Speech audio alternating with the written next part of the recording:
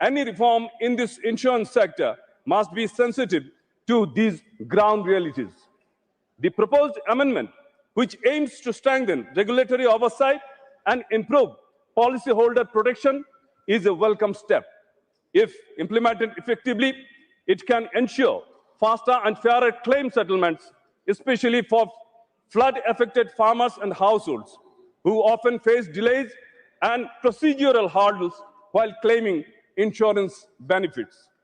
Sir, Assam is also home to lakhs of tea garden workers, who are the backbone of the tea industry, an industry that contributes significantly to our national economy.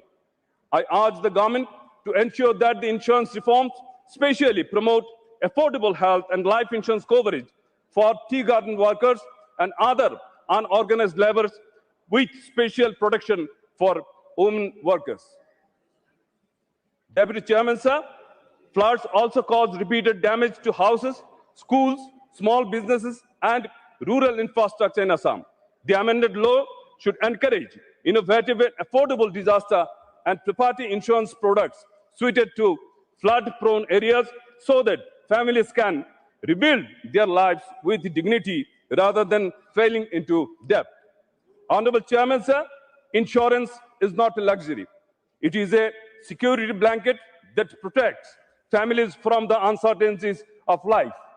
Yet, in India, insurance penetration remains far below global averages. This bill addresses the gap with purpose and urgency, setting the ambitious goal of universal insurance coverage by 2047. For small business, farmers, workers in the informal sector, women heads of households, insurance means resilience. It means economic confidence. It means the protection for generations. In conclusion, let us seize this opportunity. Let us stand together for a future where every Indian, whether in a metropolitan city or remote village, has access to reliable, affordable insurance. I urge all members of this House to support the Sabka Bima Sabka Raksha Bill 2025. Its passage will not only modernize an essential sector, but will also uphold the promise of inclusive growth and security for all. Thank you, Chairman, sir. Thank you, Dr. Kanimuji Nvn Somo. Thank you, Honorable Vice Chairman, sir. Sir, I rise to oppose this bill. I raise my objections for naming the bill in Hindi, all languages, all what possible. Sir, this bill is attempting to kill the private sector. Sir, this government approach to governance has revealed a clear pattern, a centralization of authority, consolidation of power, and consistent erosion of states' constitutional and fiscal autonomy. Sir, this bill is yet another example of how economic legislation is being pushed without adequate consultation with the states, without compensation to the states, and without regard to federal architecture that holds this country together. Sir, it seems the government has a specialized think tank with only one mandate, finds new methods to drain the state tax revenue. Every few months, we see a new innovation, a new exemption, a new restructuring, a new carve-out that magically reduces the state's revenue while increasing the union's control. So the Indian insurance sector is a backbone of our domestic savings. It is a big social security, economic security for the poor middle-class people in the country. So the sale of the social security through legislation is unjustifiable and untenable. The consequences of this bill on common people and Indian economy are dangerous and detrimental to the Indian domestic savings. Sir, the bill grants the center the sweeping power to exempt or modify the Insurance Act for entities operating in the special economic zone that is assessed. What does it mean? It means the union, without the state consultation, can allow the insurance in the gift city to operate under a light touch regime, free from the regulatory, legal, and financial obligations that domestic insurance must follow. It gives a competitive advantage to the FISC-based companies while undermining the insurers based in the state. Sir, Clause 7 of the bill provides 100% FDI in the Indian insurance sector, This means 100% surrender to the foreign investors and to the insurance companies. Sir, also the clause 7 inserts a section 3AA into the Insurance Act and allows 100% foreign ownership in Indian insurance companies. That means foreign board members have the say in all the vital decisions of the insurance sector in our country, India. Sir, foreign shareholders will decide on the insurance premiums, returns, and dividends. This will only facilitate an indirect route for the black money to flood into the country. The country is already strained and distressed because of the withdrawal of the foreign investments from our Indian banks. Sir, what about our state autonomy then? Who will answer the state autonomy question? Today, states run multiple social insurance schemes: crop insurance, livestock insurance, health insurance top-ups, and accidental cover for the unorganized sector works.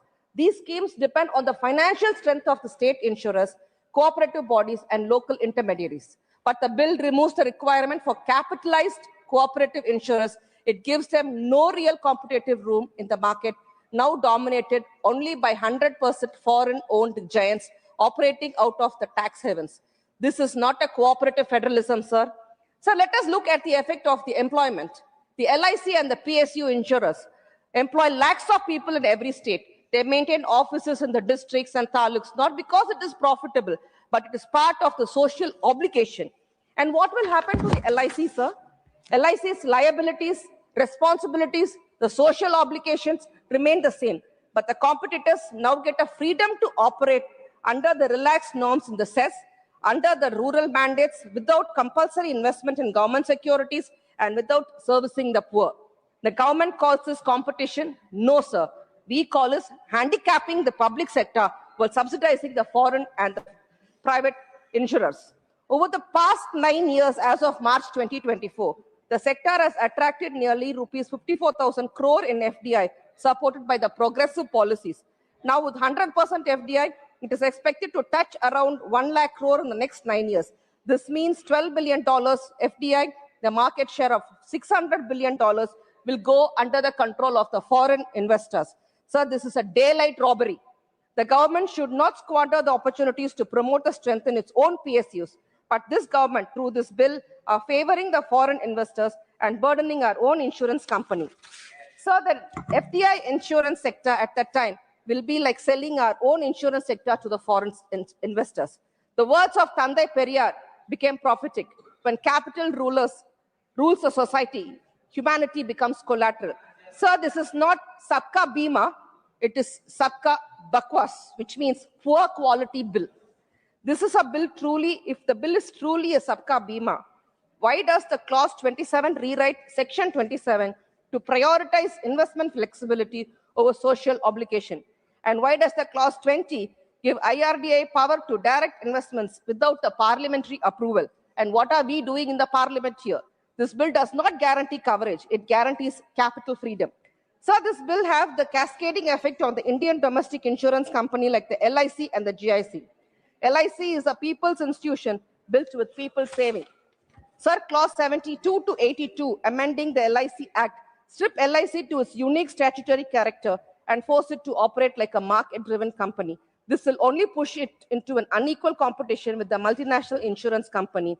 And the poor LIC insurance, poor and the middle-class people, the farmers, the women, and the rural families, when private insurance companies are refused. But this bill punishes LIC for being compassionate and accommodative to people. Sir, as Dr. Muttamalinga, Dr. Kalangar said, public institutions exist to correct market injustice and not to surrender it. But this bill exactly does the opposite. Sir, this is a backdoor lawmaking. The delegated legislation is replacing the democratic debate. Federalism is completely ignored. Sir, it makes the poor middle-class people to pay the premium, but the corporates call it dividend. Private insurers check the cherry-pick profit. Sir, makers of the Dravidian movement in Tamil Nadu, Perarigar Anna, always says, government exists to protect the weak, not strengthen the strong. And Muthamal Kalangar says, markets without morality destroy the democracy. And our Muthuvel Karnanidhi Stalin, our Chief Minister of Tamil Nadu, says, this bill strengthens the strong and abandons the weak. Sir, the social security should not be thrown to the market sale. People's hard-earned money and savings are not to be squandered to the foreign investor. The Indian insurance sector should not be surrendered to the foreign hands, and India should not become a corporate insurance company. Therefore, I strongly oppose this bill in the current form. I demand the bill to be withdrawn or at least to be sent to a select committee. I at least demand the government to introduce a state revenue protection clause to compensate the state for SGST, stamp duty, and other revenue losses, and to also do exemptions granted to cess and IFSC insurers for business involving domestic and Indian risks should be withdrawn in full. Ensure all insurers, including those in cess, meet rural and social sector obligations without expectation. Create a joint state-center regulatory framework whenever policy changes impact the state tax base. Safeguard LIC autonomy and national role, recognizing its importance to public welfare and financial stability. Insurance must not become a tool to centralize power or weaken state finances. It must remain a pillar of public trust, federal balance, and people's welfare. Or kindly refer this to the standing committee in the parliament. I would like to conclude by saying a Tirukural. Kudidari kolochum manila manan adidarik nirkum ulagu, which means a nation that does not protect and embrace its people will steadily lose its strength and stability. Thank you, sir. Thank you. Sri Subhasis Kuntia. Ayodhya Rami Reddyala. Sorry. Thank you for allowing me to speak on the Sabka Bima, Sabki Raksha Amendment of Insurance Laws Bill 2025. This bill aims to seek to amend the Insurance Act, the Life Insurance Corporation Act, and the IRDA Act. At the outset, I acknowledge the intent of the government to modernize India's insurance framework and to expand insurance coverage across the country. Sir, India's insurance sector remains significantly underpenetrated. Life insurance penetration is around 3%, while general insurance is only close to 1%, less than 1%. Sir, these figures highlight gaps in accessibility, affordability, and the trust. Therefore, the success of this bill must be judged not merely by investment inflows, but by the real protection it provides to citizens and business houses. Sir, the proposal to allow up to 100% FDI in the insurance sector can unlock much needed capital. Sir, this is one thing, this sector needs huge capital. And the way the government has come slowly, 26, 49, up now 100, I think it is a welcome move, and we need to certainly bring foreign capital into this sector, and this is very much needed. But we also need to ensure that this is also going to improve product innovation and also enhance the reach in health, micro insurance, and rural segments also. But we must ensure that it is properly penetrated. However, capital alone cannot ensure consumer protection. Robust regulation, this is very important, sir. Our IRDA need to be strengthened a lot, and safeguards also we need to bring in, which are quite essential, because these foreign investments, and they all have seen they have much larger balance sheets, and they will come with a lot of experience. We need to control them. So our regulators should have more strength in controlling these people. While the bill outlines objectives such as policyholder protection, ease of doing business, and regulatory transparency, it does not define measurable outcomes.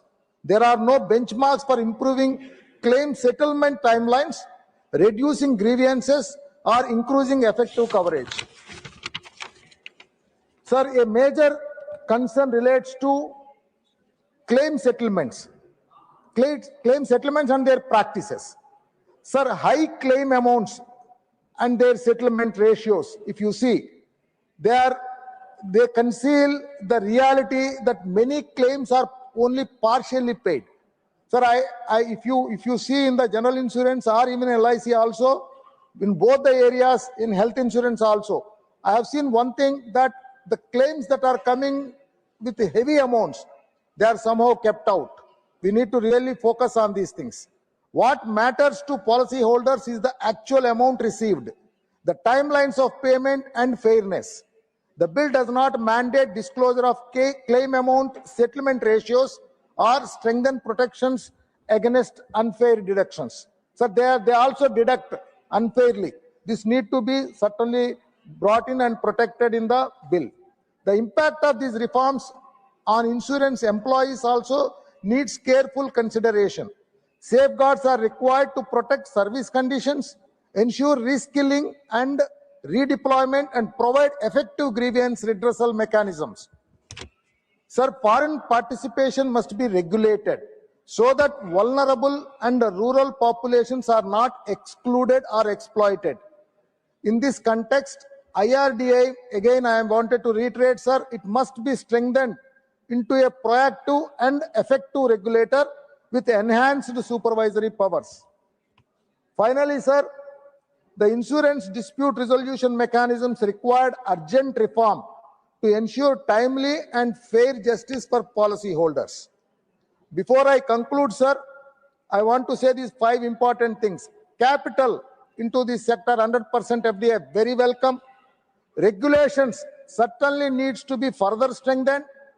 High amount claims, it needs a lot of special focus. Private FDI companies that are coming, if you see, sir, all our government insurance companies, they are losing money, and all the private fellows are making huge money. We must certainly bring a cap on this, because otherwise it is really they are taking it for a ride.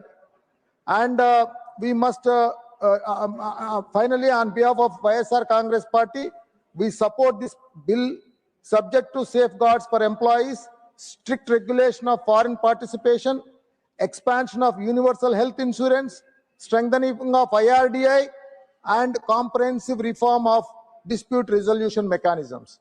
Thank you very much, sir. Thank you. Now, Subhashish Kuntia. जय जगन्नाथ। माननीय उपसभापति महोदय, सबसे पहले सबका बीमा सबके रक्षा amendment of insurance bill 2025 पर बोलने का अवसर देने के लिए धन्यवाद। महोदय, ये बिल का शीर्षक जितना आकर्षण दिखता है, बिल का वास्तविक प्रभाव उतना ही व्यापक और चिंताजनक है। यह बिल भारत के इंश्योरेंस सेक्टर की संरचना, ओनरशिप, रेगुलेटरी पावर्स और डाटा गवर्नेंस सबको मूल रूप से बदल देता है। सर, आज मैं इस सदन के समक्ष गंभीर आपत्तियां रखना चाहता हूं। सर महोदय, इंश्योरेंस केवल एक बिजनेस नहीं, बल्कि भारत के नागरिकों की जीवन भर की कमाई और सुरक्षा से जुड़ा क्षेत्र है। सर, अब यह बिल पहली बार 100% फॉरेन डायरेक्ट इन्वेस्टमेंट की अनुमति देता है।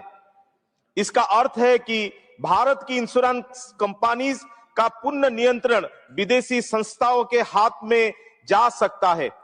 वे संस्थाएं जो न इस सदन के प्रति जवाबदेही है, न भारतीय नीति प्राथमिकता के प्रति। सर, मैं पूछना चाहता हूं सर, जब हमारे पास कोई पब्लिक कंसल्टेशन नहीं, कोई रेगुलेटरी इंपैक्ट स्टडी नहीं, तो हमें इतनी बड़ी छलांग किस मजबूरी में लेना पड़ रही है। सर माननीय महोदय, बीते एक दशक में हमने देखा है कि जब फाइनेंशियल रेगुलेटर्स को अत्यधिक पावर्स दे दी जाती है, लेकिन ओवरसाइट कमजोर होते हैं, तो प्रणाली बहुत जल्दी अस्थिर हो जाती है। सर, सेबी का अनुभव हम सबके सामने है। जब मार्केट मैनिपुलेशन, प्राइस रैगिंग और कॉर्पोरेट एक्सपोजर को लेकर गंभीर प्रश्न उठे, विशेषकर अदानी ग्रुप से जुड़े मामले में सेबी को समय पर स्पष्ट और सार्वजनिक स्पष्टीकरण देने में कठिनाई आई। इससे इन्वेस्टर कॉन्फिडेंस हिला। यह उदाहरण हमें बताता है कि अत्यधिक शक्ति, कम जवाबदेही, पब्लिक रिस्क, लेकिन यह बिल आईआरडीआई को उससे भी कहीं अधिक पावर देता है। सर, किसी कंपनी का प्रबंधन, सुपरसाइड करने की power, binding directions, investment pattern को बदलने का अधिकार, डिसबर्समेंट ऑर्डर्स और डाटा कंट्रोल तक। यदि इंश्योरेंस सेक्टर में सेबी जैसी स्थिति उत्पन्न हुई, तो उसका नुकसान करोड़ों पॉलिसी होल्डर्स के सीधे झेलना पड़ेगा। सर, एलआईसी भारत के इंश्योरेंस सेक्टर का आधार स्तंभ है, लेकिन एलआईसी के अदानी ग्रुप में किए गए इन्वेस्टमेंट ने पूरे देश में चिंता पैदा की सर। हिंडलबर्ग रिपोर्ट के बाद अदानी कंपनीज में आई गिरावट से एलआईसी को नुकसान हुआ और पब्लिक कॉन्फिडेंस हिला सर।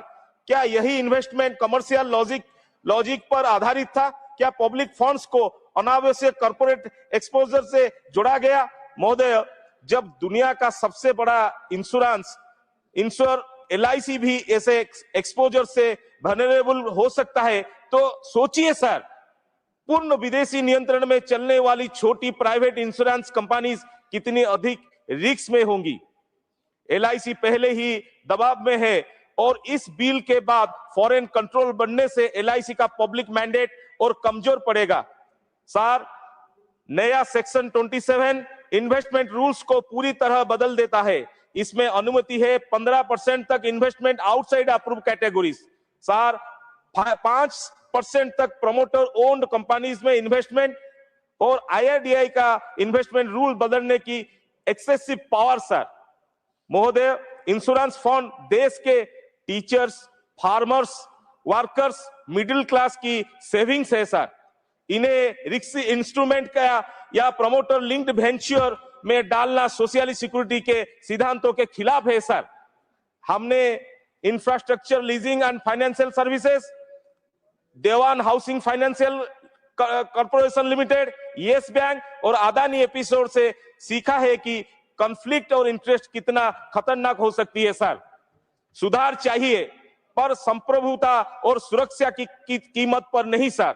माननीय उपसभापति महोदय, यह बिल रिफॉर्म के नाम पर इंश्योरेंस सेक्टर का रीओरिएंटेशन करता है, परंतु बिना पर्याप्त सेफगार्ड्स, बिना ओवरसाइट और बिना पब्लिक कंसल्टेशन के फॉरेन कंट्रोल बढ़ाता है। पॉलिसी होल्डर डाटा सेंट्रलाइज होता है सर। आईआरडीआई के पावर्स असंतुलित होती है। इन्वेस्टमेंट रिस्क बढ़ाता है सर और एलआईसी जैसी संस्थाओं की मजबूती कम होती है। इसीलिए मैं आग्रह करता हूं कि इस बिल को स्टैंडिंग कमेटी में भेजा जाए, व्यापक कंसल्टेशन हो और नेशनल इंटरेस्ट को सर्वोपरि रखते हुए पुनर्विचार किया जाए सर। धन्यवाद। जय जगन्नाथ, वंदे मातरम। धन्यवाद। श्री संजय यादव। थैंक यू सभापति महोदय। महोदय, हमारा मानना है कि बीमा घाटे या मुनाफे का खेल नहीं होना चाहिए। यह हर नागरिक के जीवन में संजीवनी, गरिमा और अमृत की तरह होना चाहिए, क्योंकि महोदय, बीमा कोई लग्जरी नहीं है। यह व्यक्ति के जिंदा रहते हुए भी आखिरी उम्मीद और मौत के बाद आखिरी सहारा होता है। महोदय, इंश्योरेंस सेक्टर में आप एफडीआई को बढ़ाकर अगर 100% कर देंगे तो पूरे भारतीय बीमा क्षेत्र का संपूर्ण नियंत्रण विदेशी कंपनियों के हाथों में चला जाएगा और फिर ये विदेशी कंपनियों के निर्णय और नीतियां भारतीय गरीब परिवारों को प्रोटेक्ट करेंगी या फिर अपने प्रॉफिट को बढ़ाएंगी। यह हम सब लोगों को मानवता के साथ सामूहिकता में सोचना होगा। सर, यह सरकार बिल पर बिल लेके आ रही है, लेकिन इतना ही कहना चाहूंगा कि तो सबसे पहले इनके बिल का ही बीमा होना चाहिए। इनकी हर घोषणा और हर बिल का एक मापदंड और पैमाना तय हो, जहां ये तय करे और निर्धारित करे कि इनके क्लेम्स कितने स्टिक हैं और सक्सेस रेट क्या है। मान्यवर, जो बीमा सिर्फ शहर कार और क्रेडिट कार्ड वालों तक सीमित हो, वह सबका बीमा नहीं कहला सकता। मैं ये क्यों कह रहा हूं? क्योंकि यही सरकार कहती है कि यह सरकार 81 करोड़ लोगों को 5 किलो मुफ्त अनाज देती है। अगर जिस देश में जो सरकार 81 करोड़ लोगों को जिंदा रहने के लिए 5 किलो मुफ्त अनाज दे, तो महोदय, क्या वो इस देश के 81 करोड़ नागरिक विदेशी कंपनियों से बीमा खरीद पाएंगे? महोदय, प्रधानमंत्री फसल बीमा योजना की अभी चर्चा हुई। मैं एक आंकड़ा आपके समक्ष रखना चाहता हूं। पिछले 10 वर्षों में 1,12,000 किसानों ने हमारे देश में आत्महत्या की है। 3 बजे इस बिल पर चर्चा शुरू हुई। महोदय, पिछले 1 घंटे में भी एक किसान ने हमारे देश में आत्महत्या की है। ये मैं नहीं कह रहा, ये एनसीआरबी का डेटा कह रहा है कि प्रत्येक घंटे हमारे देश में एक किसान आत्महत्या करता है। कल ही की खबर है कि महाराष्ट्र में एक किसान ने कर्जे से मुक्ति देने के लिए अपनी किडनी बेच दी। परसों बिहार के मुजफ्फरपुर में एक गरीब परिवार ने अपने 5 बच्चों के साथ सामूहिक आत्महत्या कर ली। महोदय, कितने हमारे देश में सीवर साफ करने वाले कितने गरीब दलित मरते हैं। तो हमारा मानना है, मेरा सुझाव है कि इस बिल में एक ऐसा प्रावधान हो कि किसानों के लिए, उन गरीब दलितों के लिए, और जो गरीब आत्महत्या करते हैं, हमारे किसान जो आत्महत्या करते हैं, उनके लिए एक ऐसा प्रोविजन हो कि उनके जीवन को सुरक्षा मिले। तभी इस बिल का जो नामकरण है, शीर्षक है सबका बीमा सबकी रक्षा, वो तभी तर्क संगत लगेगा। महोदय, बीमा में पॉलिसी धारक की, जैसा अक्सर देखने में आता है, पॉलिसी धारक की पूरी रकम उसकी आवश्यकता अनुसार इमरजेंसी मोड में इमीडिएट इफेक्ट के साथ मिलना चाहिए। अक्सर होता क्या है, बीमा कंपनियां शुरुआत में बहुत लुभावने ऑफर्स देती हैं, आकर्षक डिस्काउंट्स देती हैं, उनका पैटर्न भी बेचने का बीमा पॉलिसी ऐसा होता है, लेकिन बाद में जब क्लेम करने जाते हैं तो वो प्रक्रिया उतनी ही जटिल होती है। जो शर्तें बेचते समय नहीं दिखती, वो क्लेम करते समय बीमा कंपनियां सबसे पहले दिखाती हैं और बताती हैं।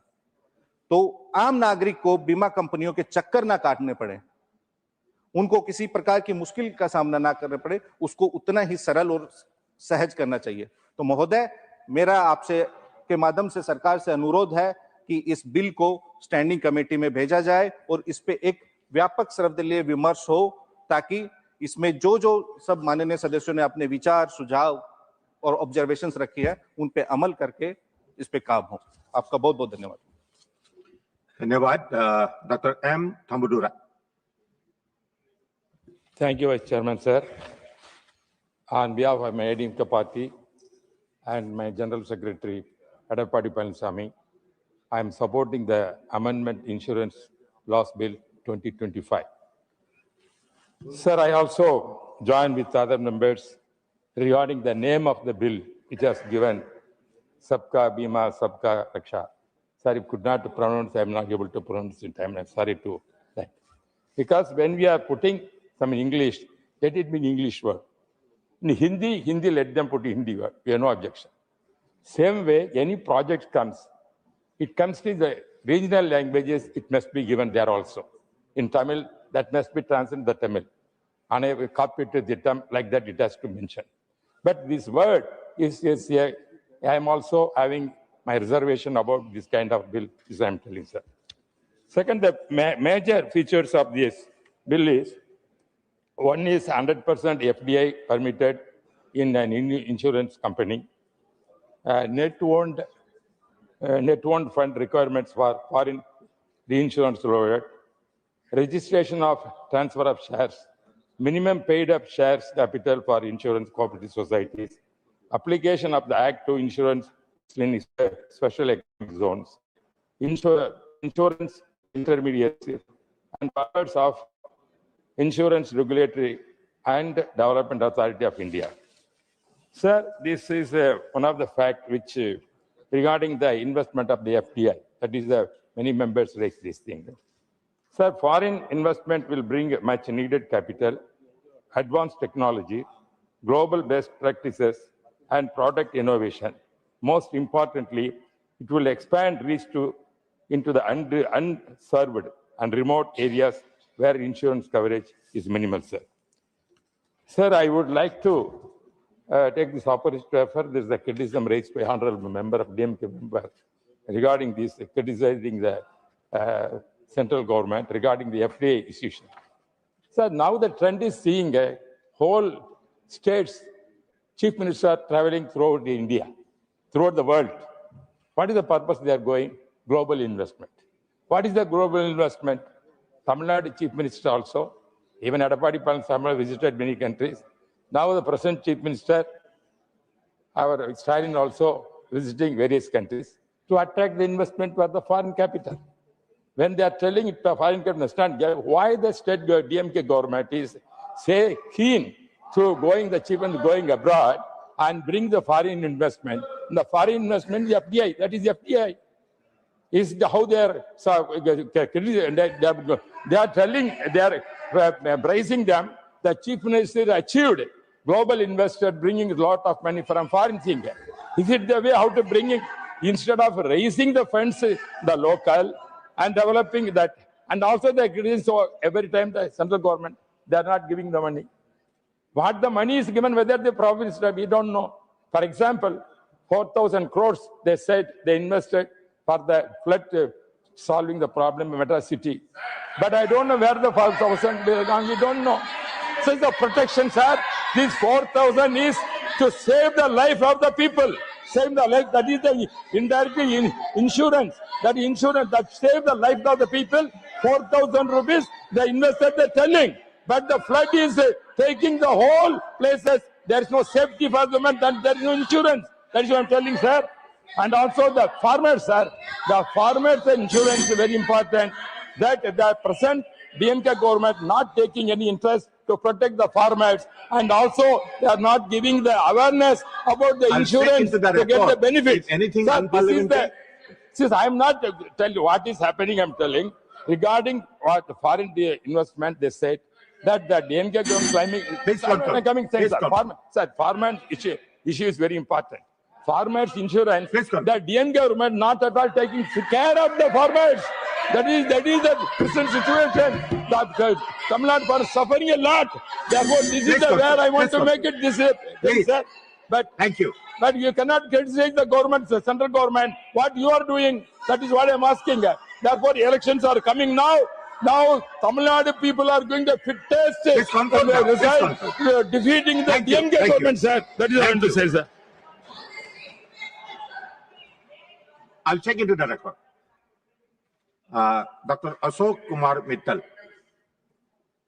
महोदय कि आपने आज मुझे एक ऐसे विधेयक पर बोलने का अवसर दिया जो भारत के 140 करोड़ नागरिकों के जीवन, सुरक्षा और भविष्य से जुड़ा है।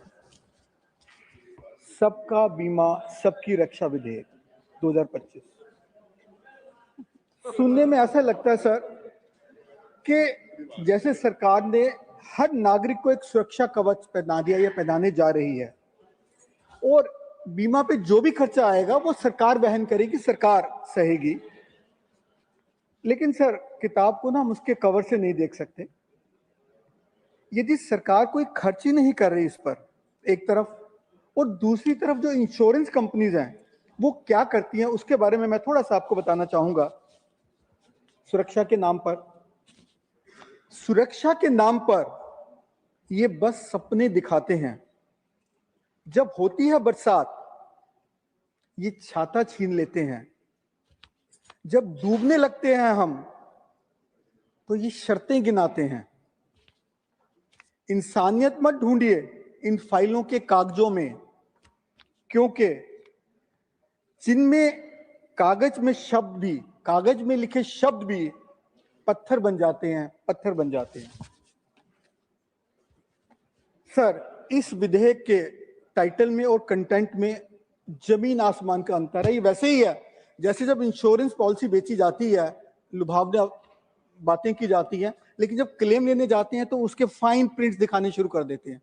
तो ऐसे ही जब इस विधेयक के फाइन प्रिंट्स पर मैं जाता हूं तो ये पता लगता है कि जो ये विधेयक है बीमा के लिए नहीं है, सबकी बीमा सबकी सुरक्षा के लिए नहीं है। इसका मेन उद्देश्य फॉरेन डायरेक्ट इन्वेस्टमेंट को 100% करना है और विदेशी कंपनियों को लाभ पहुंचाना है। तो 2000 में फॉरेन इन्वेस्टमेंट 26% हुई, 2015 में 49 हुई, 21 में 74 हुई। सर, अब मुझे नहीं समझ आता, जब 74% इन्वेस्टमेंट से ना किसानों का भला हुआ, ना गरीबों का, ना ग्रामीण क्षेत्रों का, तो ये 100% करने से क्या चमत्कार हो जाएगा? सर, आंकड़े झूठ नहीं बोलते।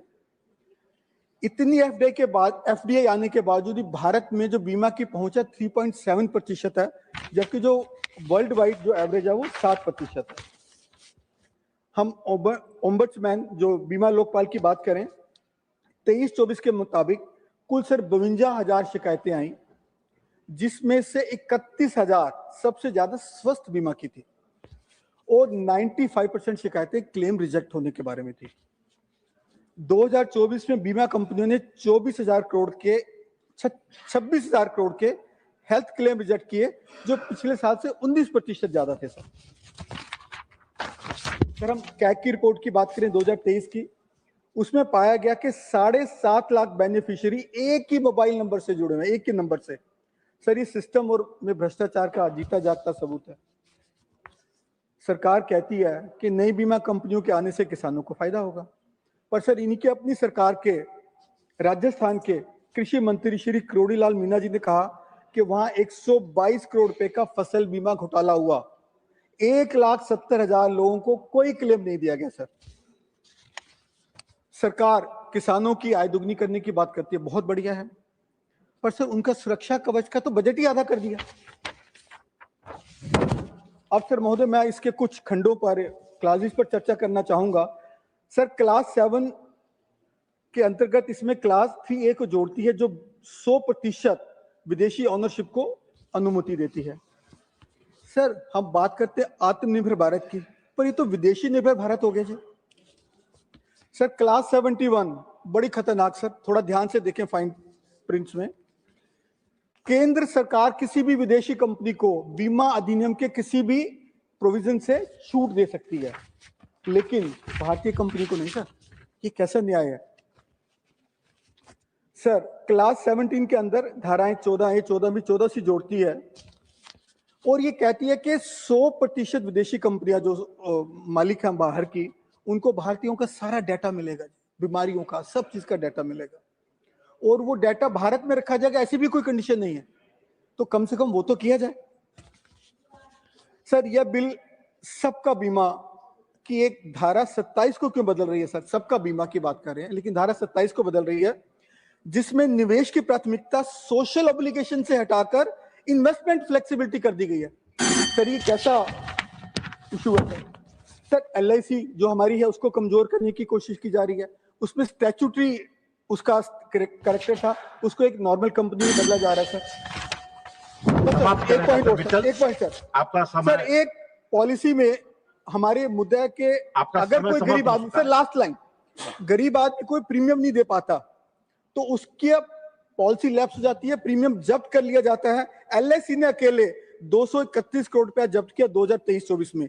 तो मेरा निवेदन है मंत्री जी से, इसमें प्रोविजन किया जाए कि किसी का पैसा जब्त नहीं होगा, उसको ब्याज या बोनस नहीं मिलेगा। बहुत Sir, I oppose this amendments of 4 insurance laws bill. There will be a huge protest by our employees and workers in this sector against this draconian legislation. Sir, unstart question 877 in this August House on 3rd December 2024 by Mr. Pankaj Chowdhury, it clearly states that the present level of foreign equity is only 32.67% against the possible limit of 74%. We have already 74% in this sector, but only 32.67% is available. What does it mean?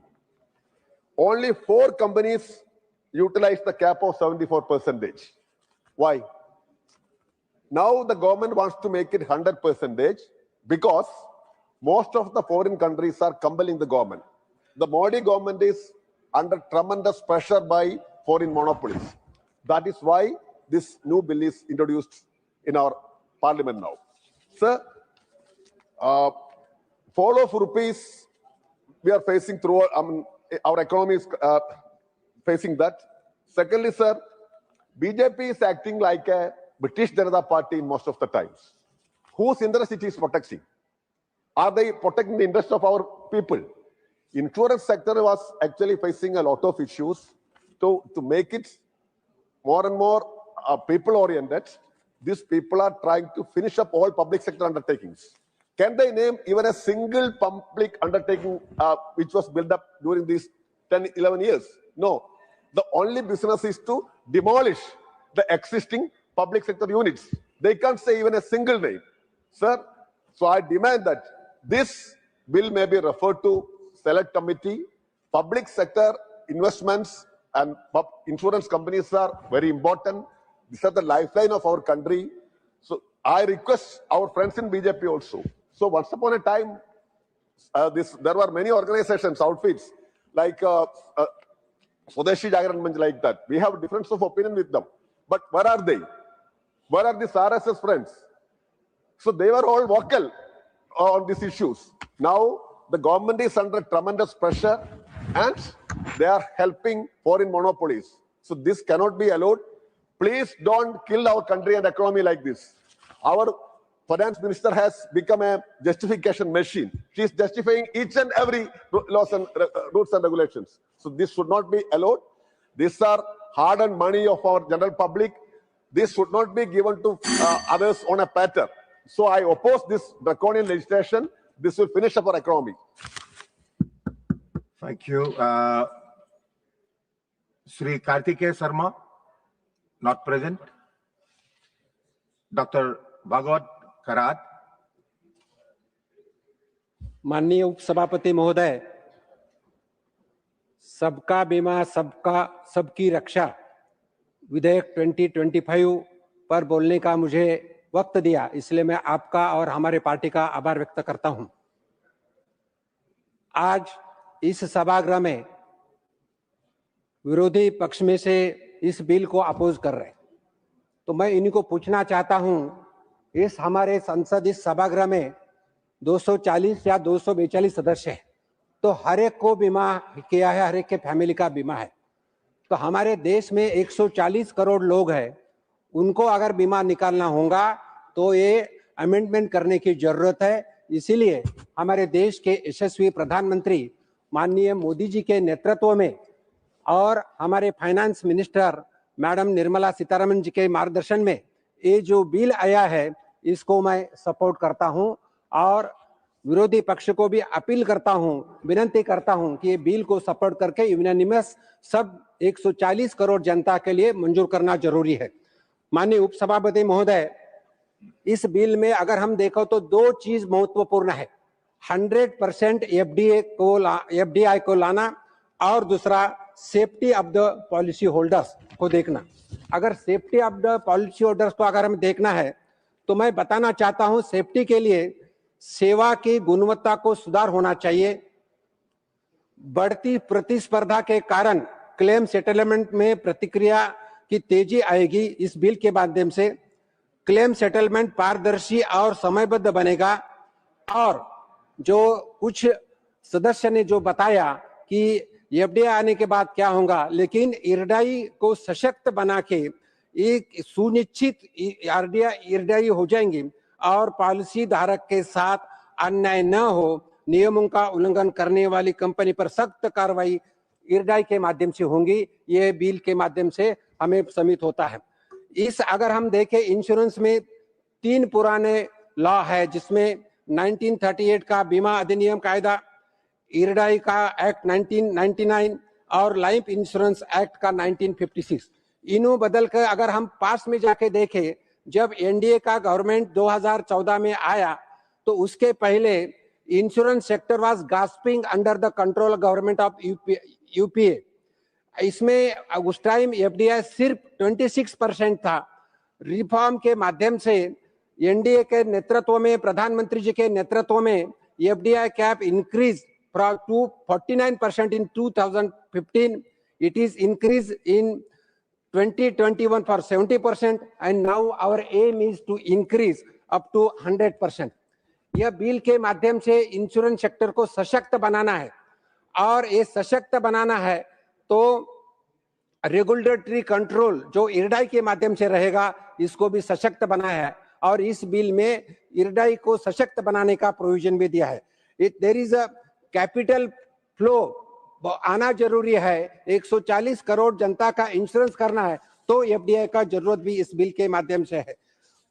और इस bill में अगर हम provision देखें तो there is should be a penetration up to deep level, root penetration means rural area हो, unorganised sector हो, workers हो, इन सभी सेक्टर में इंश्योरेंस कैसा हो, इसके लिए इस बिल में प्रोविजन दिया है। और दूसरी इंपॉर्टेंट बात जो री इंश्योरेंस रहता है, तो री इंश्योरेंस को सशक्त बनाने का भी इस बिल में प्रोविजन दिया है। और नेट ओन फंड, जो कंपनी का नेट ओन फंड रहता है, जो इंडियन कंपनी है, जो पहले टारगेट 5,000 करोड़ का था उसको 1,000 करोड़ कम करके उनको भी ताकत देने का इंडियन कंपनी का प्रोविजन इस बिल में है। इस बिल में और एक प्रोविजन है, माननीय प्रधानमंत्री जी के नेतृत्व में, जैसा ईज ऑफ डूइंग बिजनेस का हमेशा हम बोलते हैं, तो इसको महत्व दिया है और इसके आगे बढ़ाते हुए इस क्षेत्र में इंश्योरेंस को एक ही रजिस्ट्रेशन करने की जरूरत है और बार बार अनुमोदन देने की जरूरत नहीं। LIC तो हमारी बहुत ही बड़ी कंपनी है और LIC को अधिकार दिया है। LIC को अगर कोई क्षेत्र में कार्यालय ओपन करना है तो भारत सरकार के पास उनको आने की जरूरत नहीं है।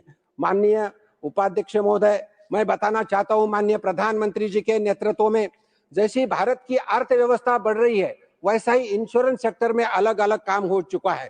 मैं बताना चाहता हूं, जब कोविड आया था तो प्रधानमंत्री गरीब कल्याण योजना के माध्यम से लोगों को मदद मिली। सिर्फ गरीब कल्याण माध्यम से 5 किलो अनाज तो दिया ही, उसी के साथ हेल्थ वर्कर को 50 लाख का बीमा दिया था। अगर हेल्थ वर्कर को डेथ होगा तो उसको 50 लाख उनके घर वालों को मिलते थे। वैसा ही कोरोना के टाइम कोरोना रक्षक और कोरोना कवच पॉलिसी थी, जिसके माध्यम से कोरोना का टाइम बहुत सारे लोगों को मदद मिली है। माननीय उपाध्यक्ष महोदय, माननीय प्रधानमंत्री जी के नेतृत्व में और माननीय फाइनेंस मिनिस्टर मैडम के मार्गदर्शन में जनधन योजना अपने देश में आई है और जनधन योजना के माध्यम से जीरो बैलेंस अकाउंट 57 करोड़ लोगों के खुले हैं और अगर हम देखें तो ये अकाउंट पे 2,75,000 करोड़ रुपए जमा है और अभी तक 39 करोड़ रुपए कार्ड भी इशू हुआ है, जिसमें माध्यम से डिजिटल व्यवस्था बढ़ रही है। तो इस स्कीम से माध्यम से मैं इसलिए बता रहा हूं, जनधन अकाउंट के माध्यम से PM सुरक्षा बीमा, जिसके माध्यम से अगर 20 रुपए का अगर हम बीमा निकाले तो 2 लाख का एक्सीडेंटल पॉलिसी हो सकता है और 2 लाख के एक्सीडेंट पॉलिसी करने वाले 50 करोड़ 99 लाख लोगों ने ये पॉलिसी हमारे देश में निकाला है। उतना ही नहीं तो प्रधानमंत्री जीवन ज्योति बीमा योजना के माध्यम से अगर हम एक साल को 436 रुपए यानी दिन को 1 रुपया 10 पैसा या 15 पैसा अगर हम दिए तो 2 लाख का जनरल इंश्योरेंस, जिसमें नेचुरल डेथ भी हुआ तो ये मिल सकता है। ये भी प्राविधान माननीय प्रधानमंत्री जी के नेतृत्व में हुआ है। अभी मैं सभागृह में कुछ बिल के बारे में 2-4 मुद्दे बताना चाहता हूं। Under section 32A of this bill, prohibition of common officer is introduced and there will be a full-time officer who will take full care of our Indian company. Similarly, under section 102 as per the new act, if company fails to comply rules, it shall be liable to penalty of 1 lakh per day to maximum of rupees 10 crore. As per the section 105B, it is important any intermediary must have to be registered.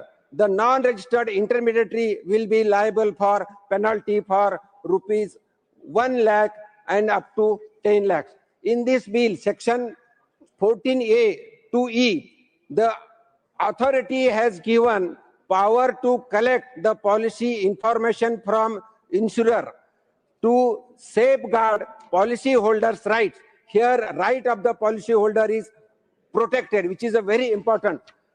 If you see the bill is importance is given to the digital record keeping and KYC strengthening. It is important. As per the new act, the coming act, the insurer must keep all relevant information of policy and it should be given holder and claim related information digitally to avoid delay in furnishing information and to provide fast track speedy resolution on the classes. It is mandatory for company to work in rural area, unorganized area, unserved population. The act provides that insurer must work in rural area, unorganized sector and backward area, that is focusing urban area only.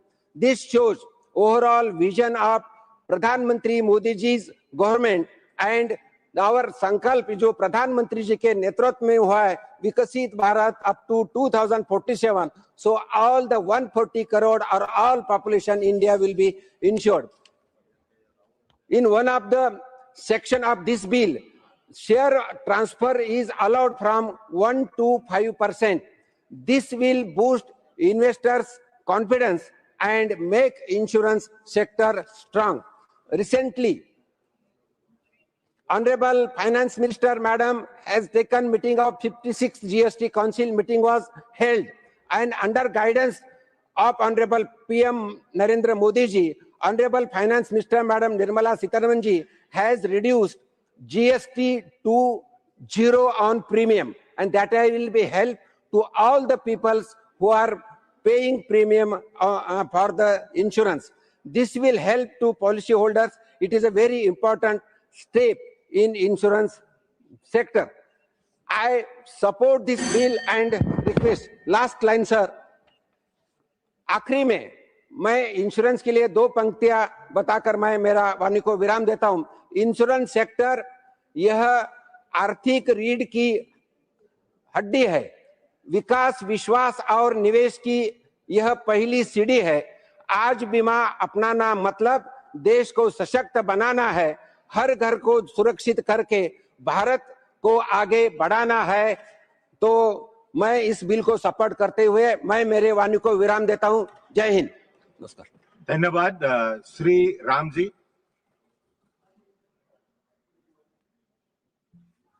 धन्यवाद मान्यवर, कि आपने मुझे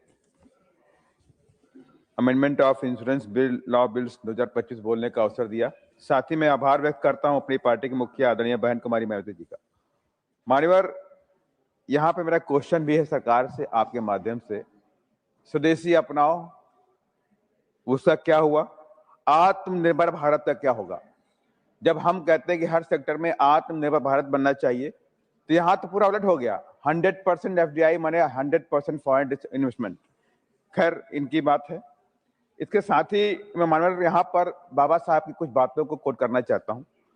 बाबा साहब doctor Bhimrao Ambedkar भारतीय संविधान के शिल्पकार ही नहीं थे, बल्कि एक गहन अर्थशास्त्री थे। उनकी लिखी हुई किताबें waiting for visa, state and minorities, problem of the rupees and its solution जैसी किताबें आज भी कैलिफोर्निया और तमाम विश्वविद्यालयों में चलती हैं। वे आर्थिक लोकतंत्र के प्रबल समर्थक भी थे और मानते थे सामाजिक न्याय तब तक अधूरा है जब तक आर्थिक सुरक्षा सुनिश्चित ना हो। बाबा साहब का यह भी मानना था कि स्वतंत्रता केवल राजनीतिक नहीं है, बल्कि आर्थिक भी होनी चाहिए। उन्होंने बीमा जैसी संस्थाओं को सामाजिक सुरक्षा का माध्यम माना कि मात्र लाभ या प्रॉफिट का साधन नहीं है। इसी कारण वह बीमा के राष्ट्रीयकरण के पक्ष में थे। उनका विश्वास था कि बीमा निजी पूंजी हाथों में रहेगा तो गरीब और कमजोर वर्ग इससे वंचित रह जाएगा। निजी हाथों में रहेगा, शोषण और असमानता को बढ़ावा मिलेगा। इसलिए स्टेट सोशलिज्म के अंतर्गत बीमा को लाने की वकालत भी की। बाबा साहब डॉक्टर अम्बेडकर ने अपनी पुस्तक राज्य और अल्पसंख्यक में राज्य समाजवाद की प्रस्तावित योजना के बीमा क्षेत्र में राज्य के एकाधिकार की वकालत अर्थव्यवस्था को सुरक्षित करने और व्यापक सामाजिक लाभ प्रदान करने के उद्देश्य से की। बाबा साहब ने यह भी कहा, अनिवार्य बीमा कवरेज की बात करी।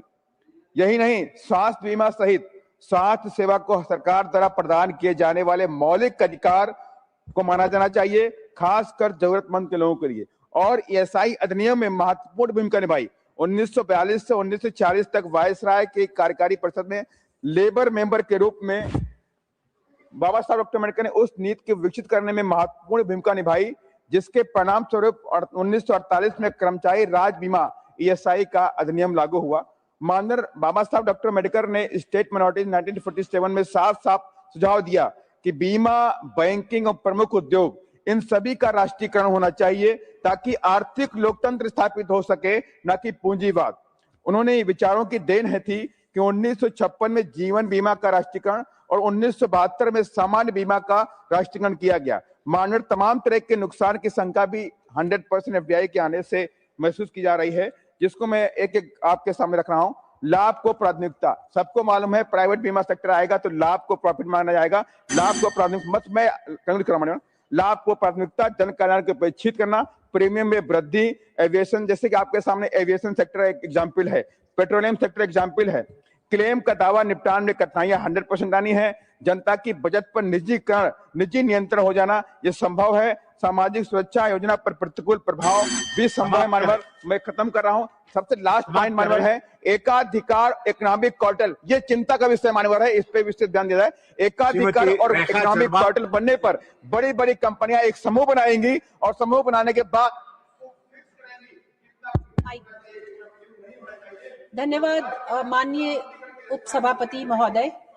मैं आज इस गरिमामय सदन में सबका बीमा सबकी रक्षा अमेंडमेंट ऑफ इंश्योरेंस बिल 2025 के समर्थन में बोलने के लिए खड़ी हुई हूं।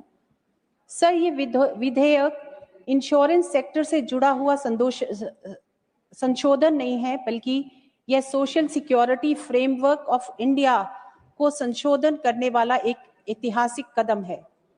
बीमा कोई लग्जरी नहीं है सर, यह एक नेसेसिटी है और नागरिकों का फाइनेंशियल प्रोटेक्शन है। बीमा भविष्य के प्रति आत्मविश्वास भी है। मोदी जी की सोच है कि by 2047 insurance should reach every person and every household. आज तक हमारा इंश्योरेंस सेक्टर जिन कानूनों के अंतर्गत संचालित हो रहा है, इंश्योरेंस एक्ट जो 1938 का है, LIC एक्ट 1956 का है, IRDAI एक्ट 1990 एक्ट का है, यह वो अपनी वार्षिक काल की देन है या फिर समय की आवश्यकता के पीछे रह गए हैं। 1938 का इंश्योरेंस एक्ट उस समय बनाया गया था जब भारत गुलाम था, ना कि आज के डिजिटल इंडिया, स्टार्टअप इंडिया और इंक्लूसिव इंडिया के लिए है। यह विधेयक इन सभी कानूनों को मॉडर्न रेगुलेटरी फ्रेमवर्क में परिवर्तित करता है। माननीय उपसभापति जी, इस विधेयक में FDI लिमिट को 74% से 100% करने का प्रावधान है, जिस पर कुछ आशंकाएं व्यक्त की जा रही हैं। मैं स्पष्ट करना चाहूंगी, यह कोई अंधाधुंध उदाहरण नहीं है। FDI केवल इंडियन इंश्योरेंस कंपनीज में ही अनुमित है। IRDAI सुपरविजन, सॉल्वेंसी नॉर्म्स और मैनेजमेंट कंट्रोल पूरी तरह सुरक्षित है। ओनरशिप चेंज पर रेगुलेटरी सिक्योरिटी बनी रहेगी, अर्थात पूंजी भारत आएगी, लेकिन नियंत्रण भारत के कानून और संस्थाओं के हाथ में ही रहेगा। माननीय यूपीए शासन काल में इंश्योरेंस पेनिट्रेशन केवल 2.71% से 3.3% तक पहुंची। लाइफ इंश्योरेंस डेंसिटी USD 55.7 से घटकर USD 41 हो गई, जबकि NDA सरकार के दौरान इंश्योरेंस डेंसिटी USD 55%, जो कि 2014 से बढ़कर USD 95% 2024 के आंकड़े हैं।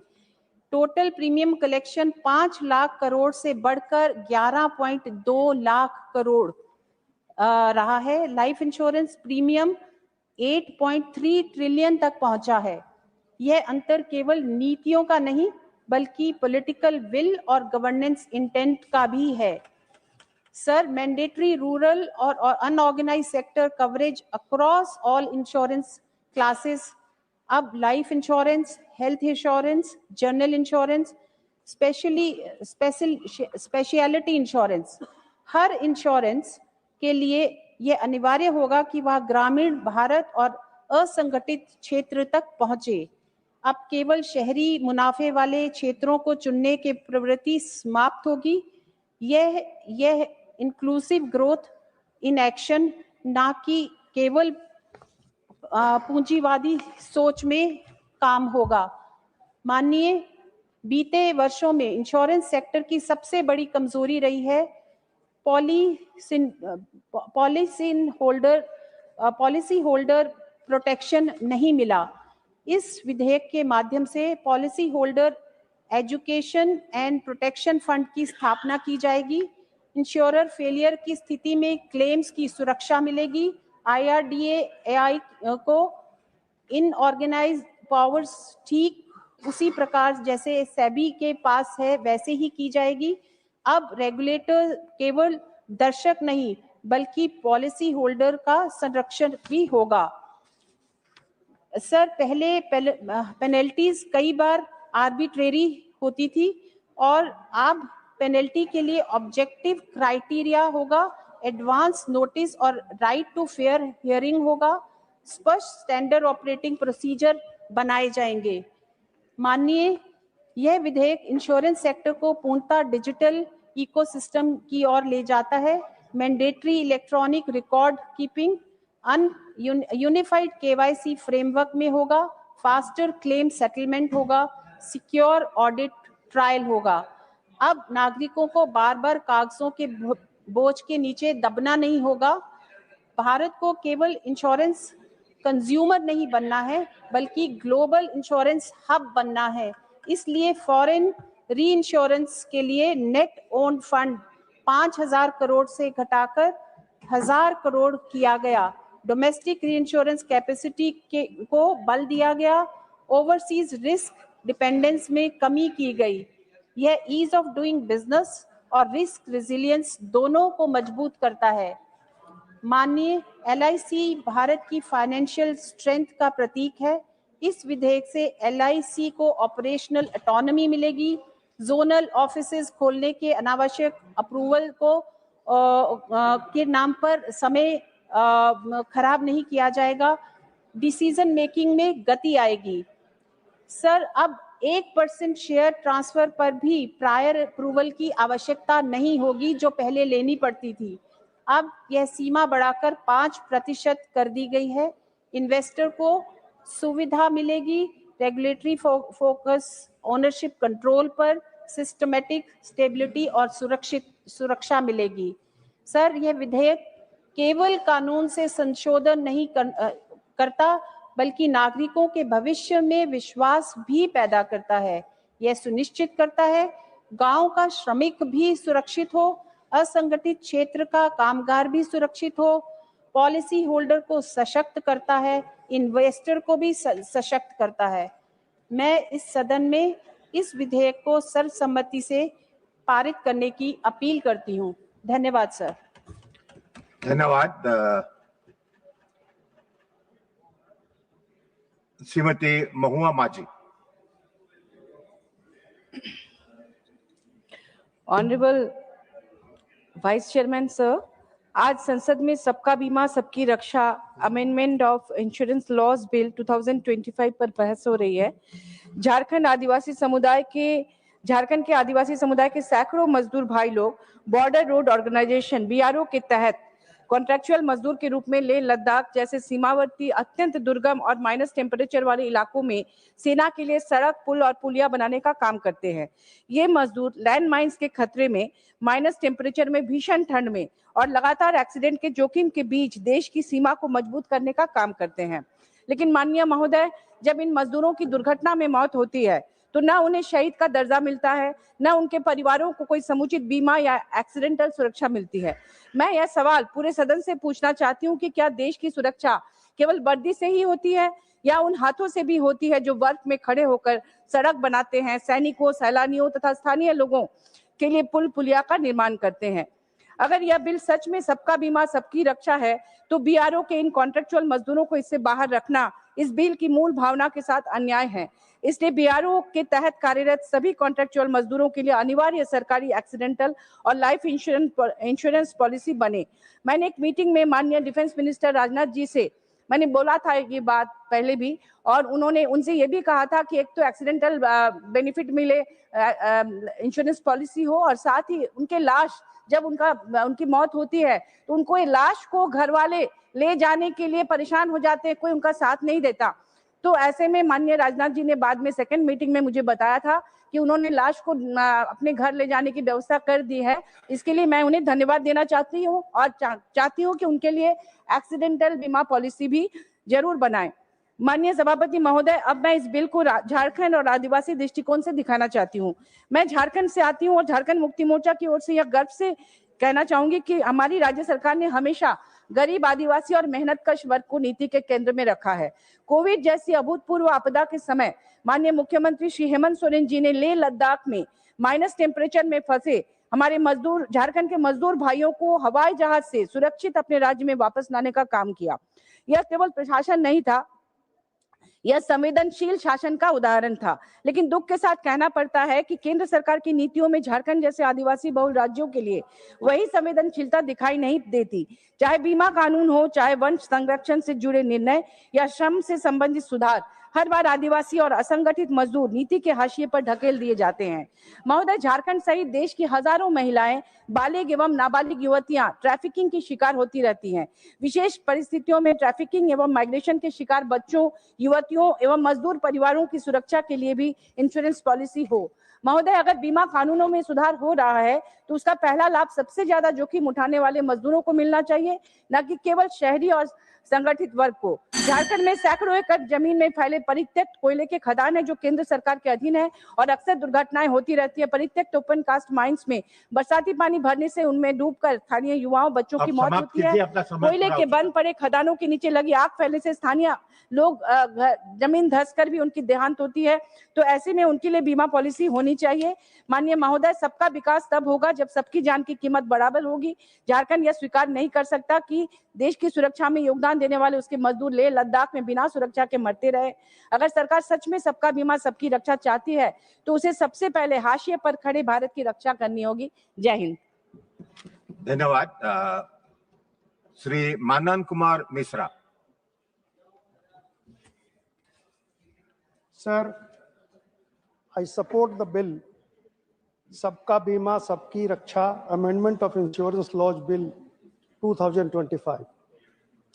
The bill proposes wide-ranging amendments to three principal legislation governing the insurance sector: the Insurance Act 1938, the Insurance Regulatory and Development Authority of India Act 1999, and the Life Insurance Corporation Act 1956 to update the regulatory framework.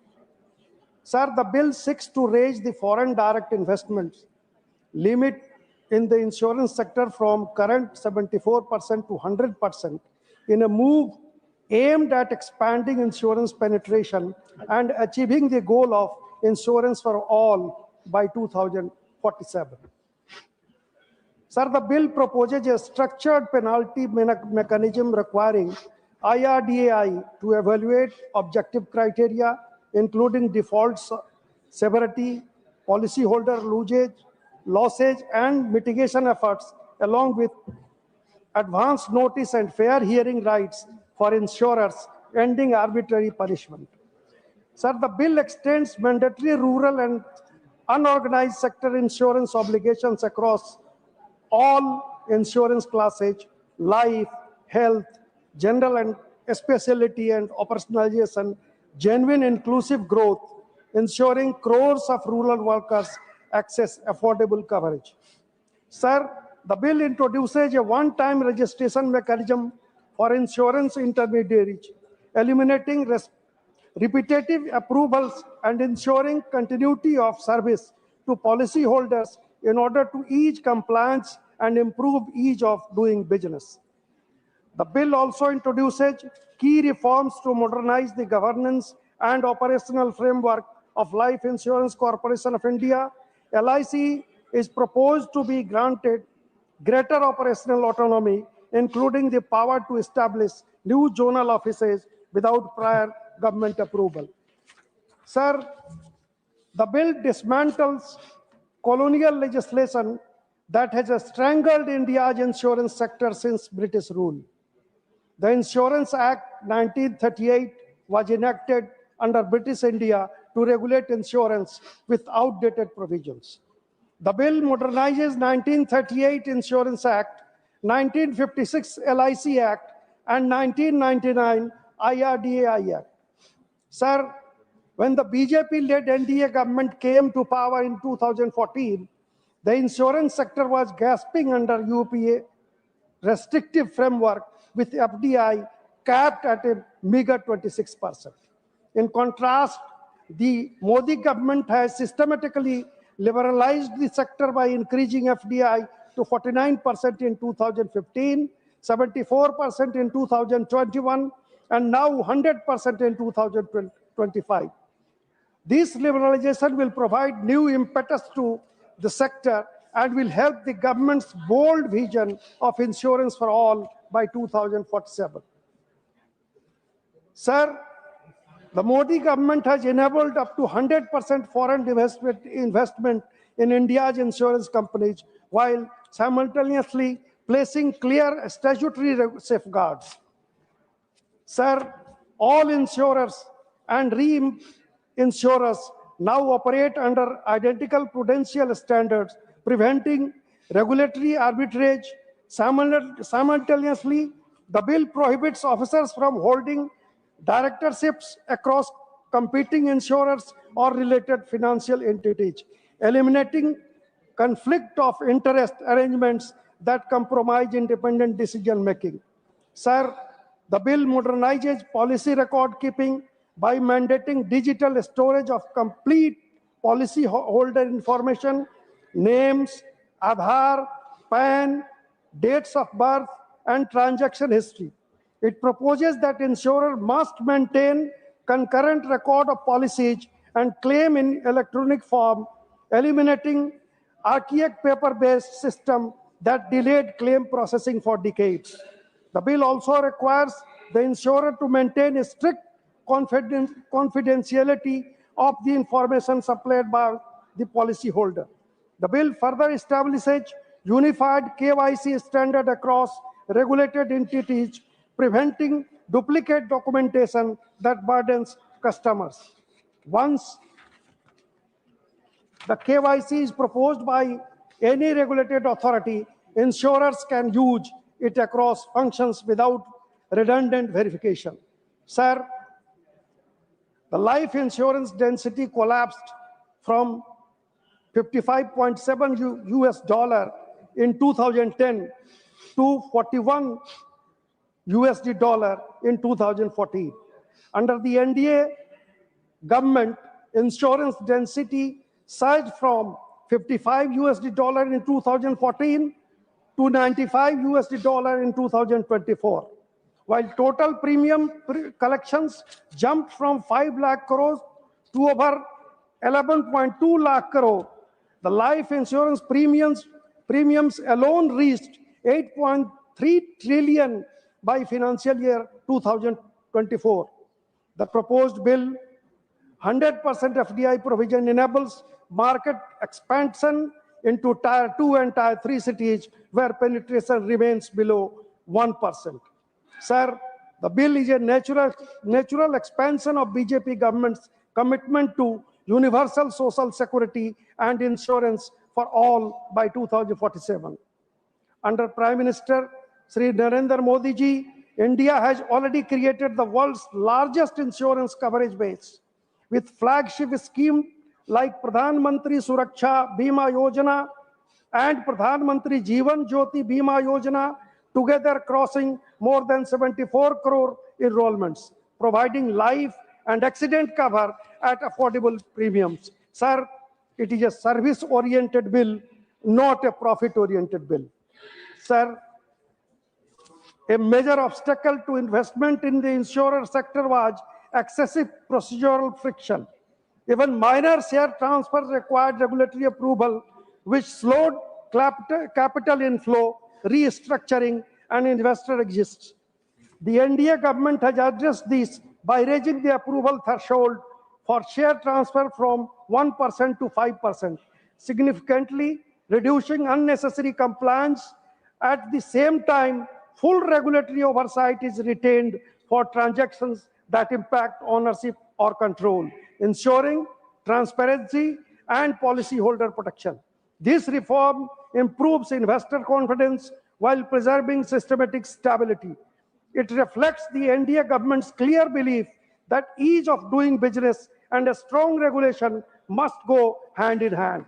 Sir, for decades, LIC operated under the outdated statutory framework where even routine administrative decisions required layers of approvals, slowing response time and affecting efficiency.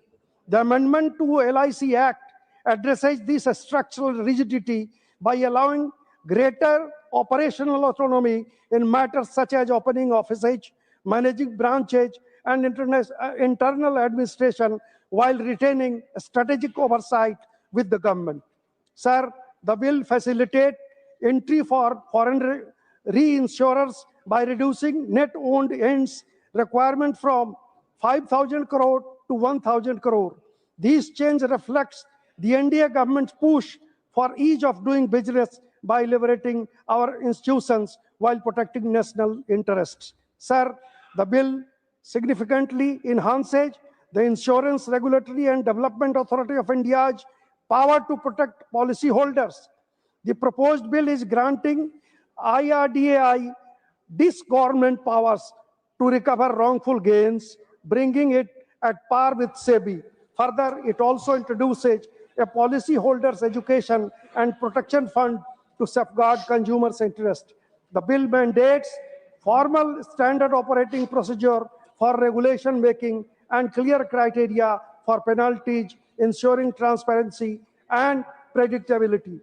Sir, due to the aforementioned reasons, I support Sabka Bima Sabki Raksha Amendment Bill 2025. बीमा क्षेत्र को समयानुकूल सुदृढ़ बनाने हेतु यह एक काफी अच्छी पहल है सरकार की. मैं इसका पूर्ण समर्थन करता हूं. धन्यवाद. धन्यवाद. Announcement regarding PXC. I have to inform members that the Business Advisory Committee, in its meeting held on the 17th of December 2025, has allotted time for government legislative business as follows. Business, consideration passing the Sustainable Harnessing and Advancement of Nuclear Energy for Transforming India Bill 2025 after it is passed by Lok Sabha, 5 hours. Number 2, the committee also recommended that the lunch hour may be dispensed with to enable wider participation of members. Next, Mani Sadasya Harris Biren, 3 minutes. Thank you, Vice Chairman, sir. So this bill aims to amend 3 major laws: the Insurance Act, the LIC Act, and the IRDA Act. Sir, the government presents it as a modernization effect to achieve insurance for all by 2047 and ease business compliance. But in reality, sir, it acts as a threat to the state rights, social security, and judicial accountability. Sir, we all know the general policy of the government is either monopoly or duopoly to various sectors. I don't have to name the sectors, sir. For example, the aviation sector, or the telecom sector, or the petroleum sector, sir. Now, the aim over here is to have a cartelization of foreign insurance companies, so that insurance itself becomes a problematic effort for the normal human being over here. Now, sir, this particular bill is a threat to federalism. It redefines insurance cooperative societies. Now, this includes the societies registered under the state laws also. This actually contradicts various Supreme Court judgments. Cooperative societies are in list 2, so there cannot be any legislation as far as cooperative societies is concerned. Now, sir, there is a problem with 100% of FDI over here. It raises the limit for foreign investment, removing the need for Indian partnership. Sir, they say the CEO has to be an Indian, but even if a CEO is required to be an Indian, real control will shift to foreign parent companies. Now, the problem over here, sir, is that it actually eliminates affirmative action. Like public sector companies like the LIC, they are constitutionally required to reserve jobs for SCs, STs, and OBCs. Now, sir, private companies with 100% foreign ownership have no such obligation. As the market shifts towards these private players, sir, the availability of reserved jobs in the financial sector will shrink, and hiring practices may exclude marginalized candidates who lack specific soft skills. So this is a major concern. Now, there is another concern about judicial bar. Clause 14D3 of this bill forbids any court or authority from compelling an insurer or the regulator to produce or inspect specific statement and policy information. Now, sir, this removes the judicial review aspect, sir, meaning a policy holder cannot force an insurer to reveal the evidence used to reject their claim. Now, where will the insurance go, sir? So there is a complete bar over there. There is a complete lack of transparency over there, sir. Now, sir, As far as the issue about the mandatory surveillance is concerned, sir, the bill actually hides the insurer data from the courts. That is also a big cause of concern. There is a lack of transparency, sir. Now, Clause 14B also empowers the regulator to demand any data on policyholders from insurers, overriding banking secrecy and privacy laws. This creates a centralized database of citizen financial and health data without judicial oversight. Now, sir, I have 5 recommendations, sir. Just 5 recommendations, sir. One is exempt the state-registered cooperative societies from the definition of insurer to protect federalism. 2, I'm just concluding, sir. I'm just concluding, sir. Introduce a golden share. Sir, just 30 seconds, 30 seconds, sir. 30 seconds. Introduce a golden share of the government in 100% FDI norms to veto capital flight. Mandate affirmative action for reservation for foreign insurers. Insert a specific clause prohibiting algorithmic discrimination based on religion, caste, or location. Delete 14D3 to restore the power of courts to renew evidence. Sir, the progress.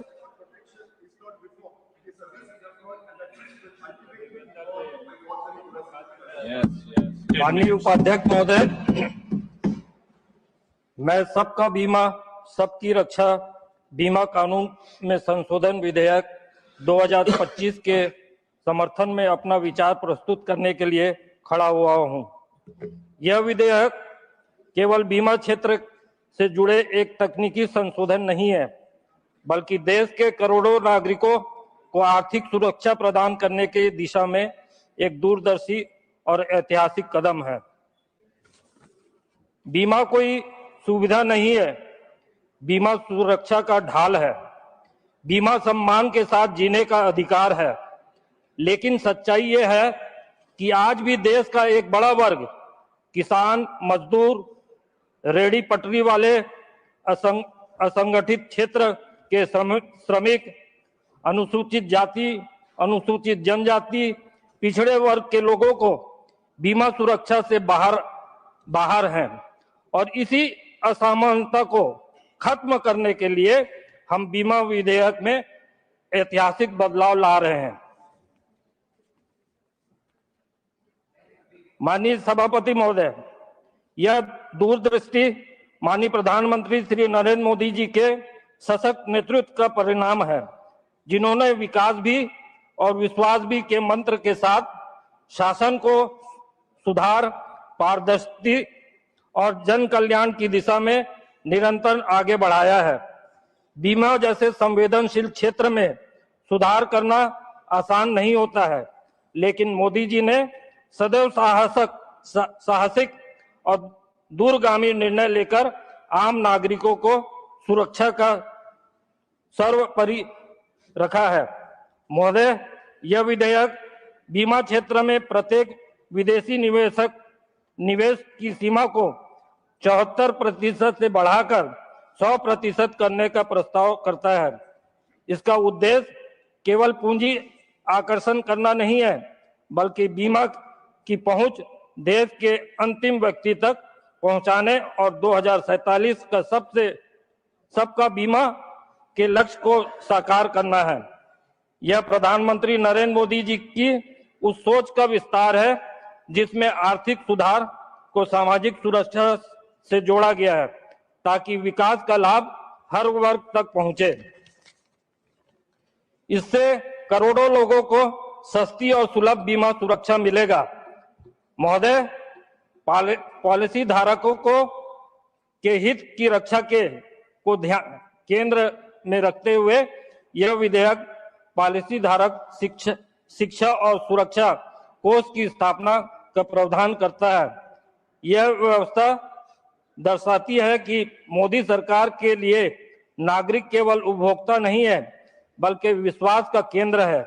साथ ही एक पारदर्शी और न्याय संगत दंड तंत्र यह सुनिश्चित करता है कि नियम कठोर भी हो और न्यायपूर्ण भी हो। यही सुशासन का पहचान है। माननीय सभापति महोदय, डिजिटल रिकॉर्ड, एकत्रित केवाईसी और एक बार पंजीकरण जैसे व्यवस्था प्रधानमंत्री नरेंद्र मोदी जी के डिजिटल और सुधारात्मक शासन की स्पष्ट झलक है। इन सुधारों से दावा निपटाने तेज होगा, पारदर्शिता बढ़ेगा और आम नागरिक का बीमा व्यवस्था पर विश्वास और मजबूत होगा। साथ ही भारत जीवन बीमा निगम को अधिक संचालनात्मक स्वतंत्रता देकर उसकी कार्यकुशलता बढ़ाने का प्रावधान भी इस सुधारवादक सोच का परिणाम है। अंत में माननीय सभापति महोदय, इस विधेयक प्रधानमंत्री नरेंद्र मोदी जी के नेतृत्व में सरकार उसी प्रतिबद्धता को दर्शाता है जिसमें आर्थिक सुधार और सामाजिक सुरक्षा का एक साथ चलते हैं। यह विधेयक बीमा क्षेत्र को सशक्त बनाते हुए आम नागरिकों को सुरक्षा का भरोसा देता है। आज से पहले बीमा क्या था? बीमा सिर्फ फाइलों में था, बीमा सिर्फ अमीरों की तिजोरी में था, बीमा सिर्फ शहरों की चार दीवारों तक सीमित था। किसान मरता था, कोई पूछने वाला नहीं, मजदूर हादसे में जाता था, कोई जिम्मेदारी नहीं, गरीब अस्पताल में जाता था तो कर्ज में डूब जाता था। यही था कांग्रेस शासन का सच, जिससे आर्थिक सुधार और सामाजिक सुरक्षा एक साथ चलते हैं। यह विधेयक बीमा क्षेत्र को सशक्त बनाते हुए आम नागरिकों को सुरक्षा का भरोसा देता है। अतः मैं इस सदन से आग्रह करता हूं कि सबका बीमा सबकी रक्षा बीमा कानून में संशोधन विधेयक 2025 का सर्वसम्मति से समर्थन किया जाए। धन्यवाद। धन्यवाद देवेंद्र जी। नेक्स्ट स्पीकर माननीय सदस्य doctor John Brittas, 4 minutes.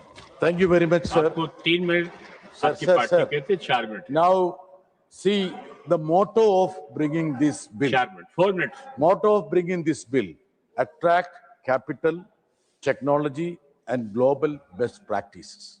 That is the stand of the government. Sir, I will just make the government remember about a very unfortunate incident that happened in the United States exactly 1 year back. Brian Thompson, the CEO of one of the largest insurance companies, was shot dead, brutally killed. I don't support any sort of violence. What was the reason? Delay, deny, defend to avoid paying claims. That was a charge against the insurance companies in the United States. And why was the sentiments in support of that brutal killing? Because there was wholesome resentment against the insurance companies. Sir, they want to bring such companies to serve the people in India. And every time when a treasury bench member speaks, they talk in terms of gulami ki manasikata. Sir, opening up 100% for foreign companies, ye gulami ka manasikata na? Agarwal ji, if it is not gulami ka manasikata, which else is gulami ka manasikata? See, rhetoric wise, you talk in terms of disclaiming, going against any sort of colonialism. In effect, you are bowing your head to my friend Trump. You think that opening up 100% of insurance sector to the foreign companies will bolster FDI. Nothing, sir. What has happened to rupee? Rupee has plummeted to 91 because there is a flight of capital that is happening. No FDI. Foreign institutional investors are fleeing. Even your friends in India, they are investing elsewhere. You think that with this opening up of insurance, the foreign companies will come. I will prove you that you are wrong. Sir, you had 74% FDI. What happened? Even 32.67% was not completed. That means 74% remains to be done. Many of the foreign companies, I am telling you, 9 foreign companies exited. Arun Singh ji, you are very vocal. Don't you know that altogether 9 foreign insurers had already exited Indian insurance market, leaving the policy holders in contrary. And what will happen? Suppose if you have 100% FDI, it will be a disastrous impact on the domestic companies having substantial FDI. If those foreign partners decide to withdraw from the joint ventures or run the business independently. Sir, you know one thing. All these foreign companies are for profit. They don't come for charity. You create an impression that there is one word which they say, penetration to rural. Sir, these foreign companies will go for the bigger accounts, not for the rural people. Please understand. The writing on the wall is very clear. I want to remind you that if at all you are earnest in your slogan that the country needs to be saved from Gulami Kya Manasikada, then better cancel, withdraw this bill, because you are doing a great injustice. Sir, 10 seconds. Great injustice to the slogan also. So my request to the government is that they have to withdraw this so-called bill, which is diametrically opposite with regard to the title and the content. Lock, stock and barrel. That's all. Next, Mani Sadasya, Sri Bhubaneswar Kalita. 10 minutes. Thank you, Honorable Vice Chairman, sir, for giving me the opportunity, and my party for giving me the opportunity to speak on this very important bill that has been brought by Srimati Nirmala Sitharamanji. Sir, the Sabka Bima, Sabka Raksha Amendment of Insurance Laws Bill 2025 for amending 3 acts related to the insurance sector, namely the Insurance Act 1938, the Life Insurance Corporation of India Corporation Act 1956, and the Insurance Regulation and Development Authority Bill 1999. So, what is the background and what is the purpose of bringing this bill at this crucial hour for the interests of the country? Under the strong leadership of Sri Narendra Modi ji, the Prime Minister of India, today it is a changed world altogether in this country. So, to prepare the population, to prepare our common people to the insurance sector, to attract to the insurance and security, insurance security, the people were prepared with the introduction of PM Jeevan Jyoti Bima Yojana, PM Suraksha Bima Yojana, PM Jana Arogya Yojana, and PM Fasal Bima Yojana. These are insurance schemes for the common people to understand the security of insurance that everyone, any common man needs in this country. So, this is the purpose. That's how this was brought to prepare the people, educate the people about insurance security. So, what was the situation earlier? The number of insurers in 2014-15 was 53, but in 24-25 we have 74 insurance. Insurance penetration has increased close to 3.8%, whereas it was only 3.3% insurance percent. Insurance density, that is the average insurance premium paid per person in a year, was $55 in 2014-15, and in 2024-25 after 10 full years, it is $97. So, sir, the total insurance premium in lakh crores was 4.15 lakh crore in 2014-15, whereas in 24-25, it has gone up to 11.93 lakh crores.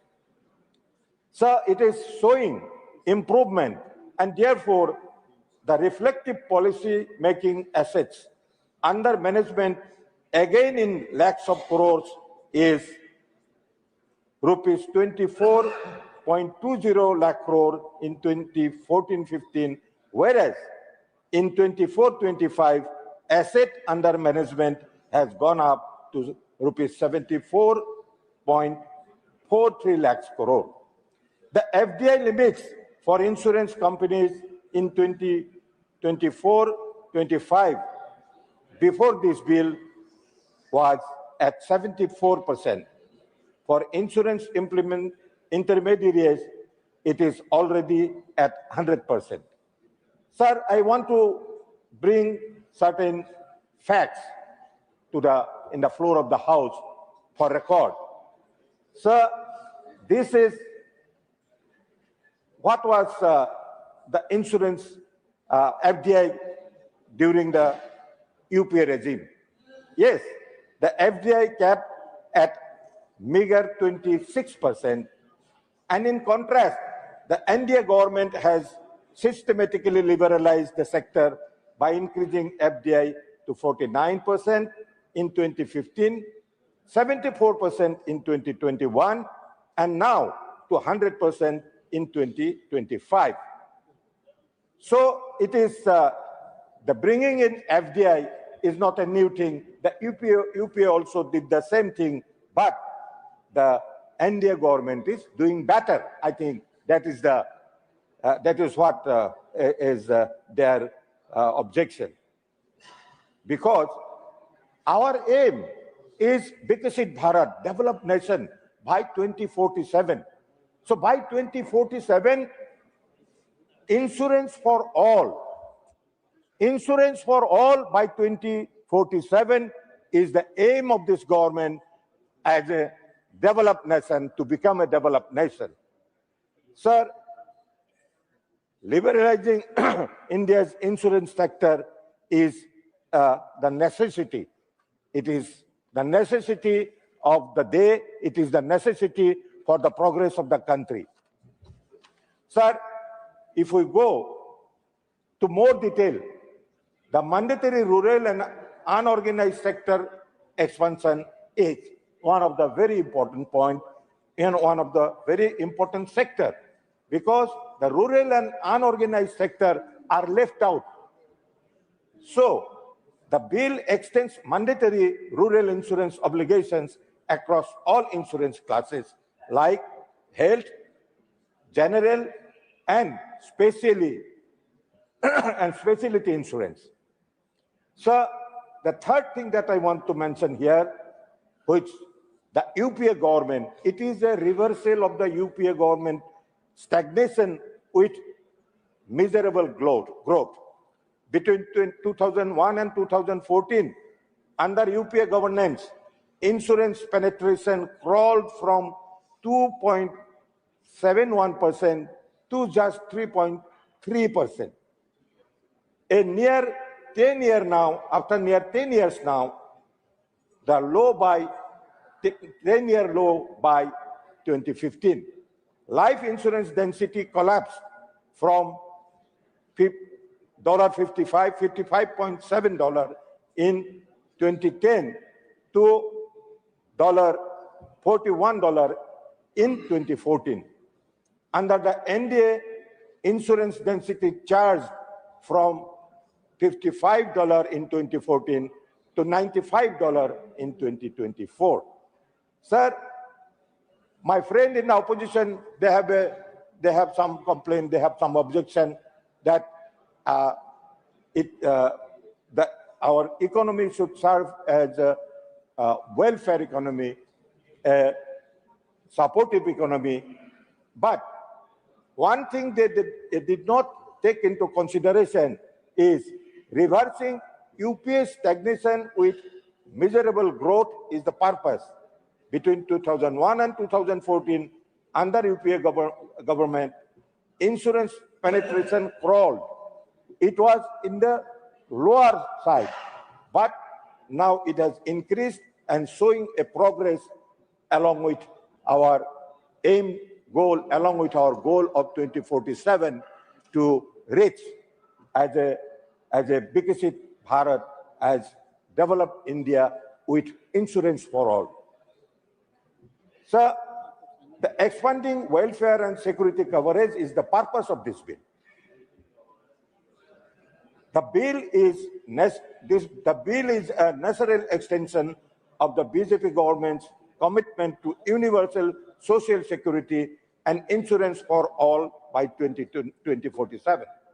Under Prime Minister Sri Narendra Modi ji, India has already created the world's largest insurance coverage base with flagship schemes like Pradhan Mantri Suraksha Bima Yojana and Pradhan Mantri Jivan Jyoti Bima Yojana together, crossing more than 74 crore enrollments, providing life and accident coverage at affordable premiums.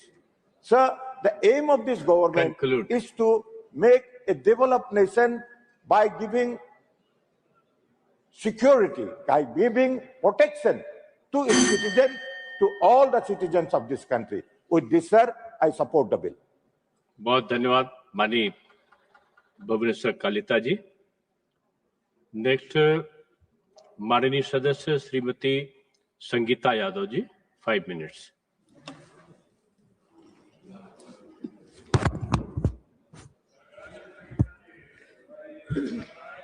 पाँच minute में क्या करें?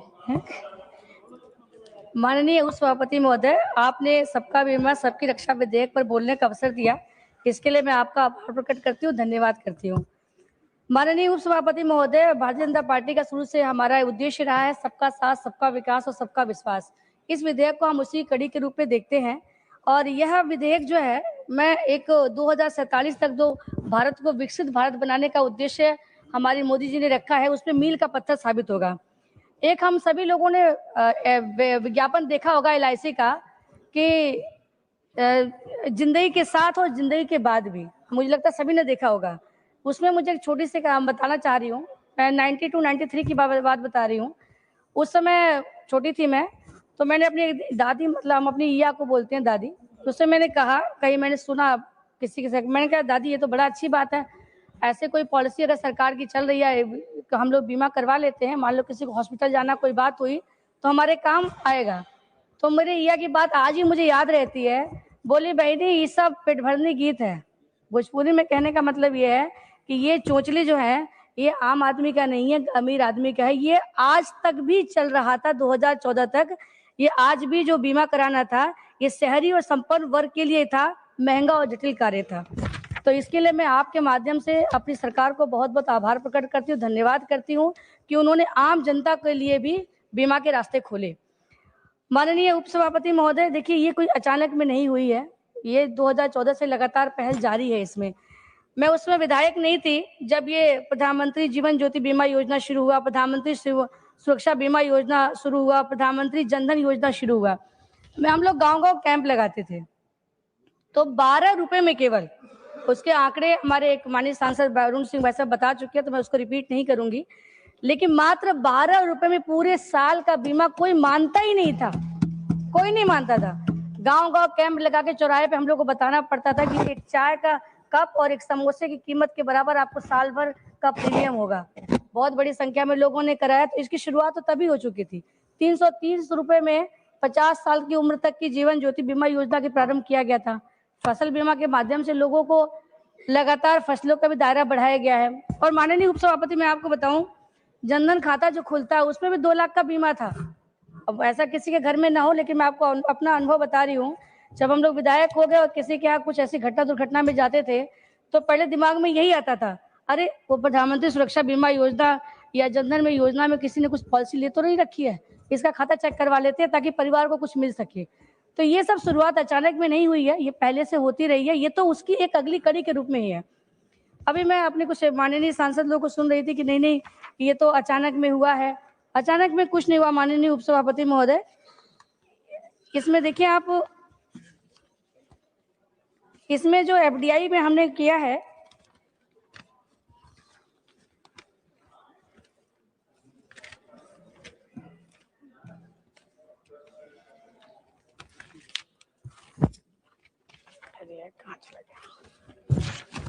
इसमें जो FDI हमने किया है माननीय उपसभापति महोदय, इसके तहत ये आवश्यकता क्यों पड़ी?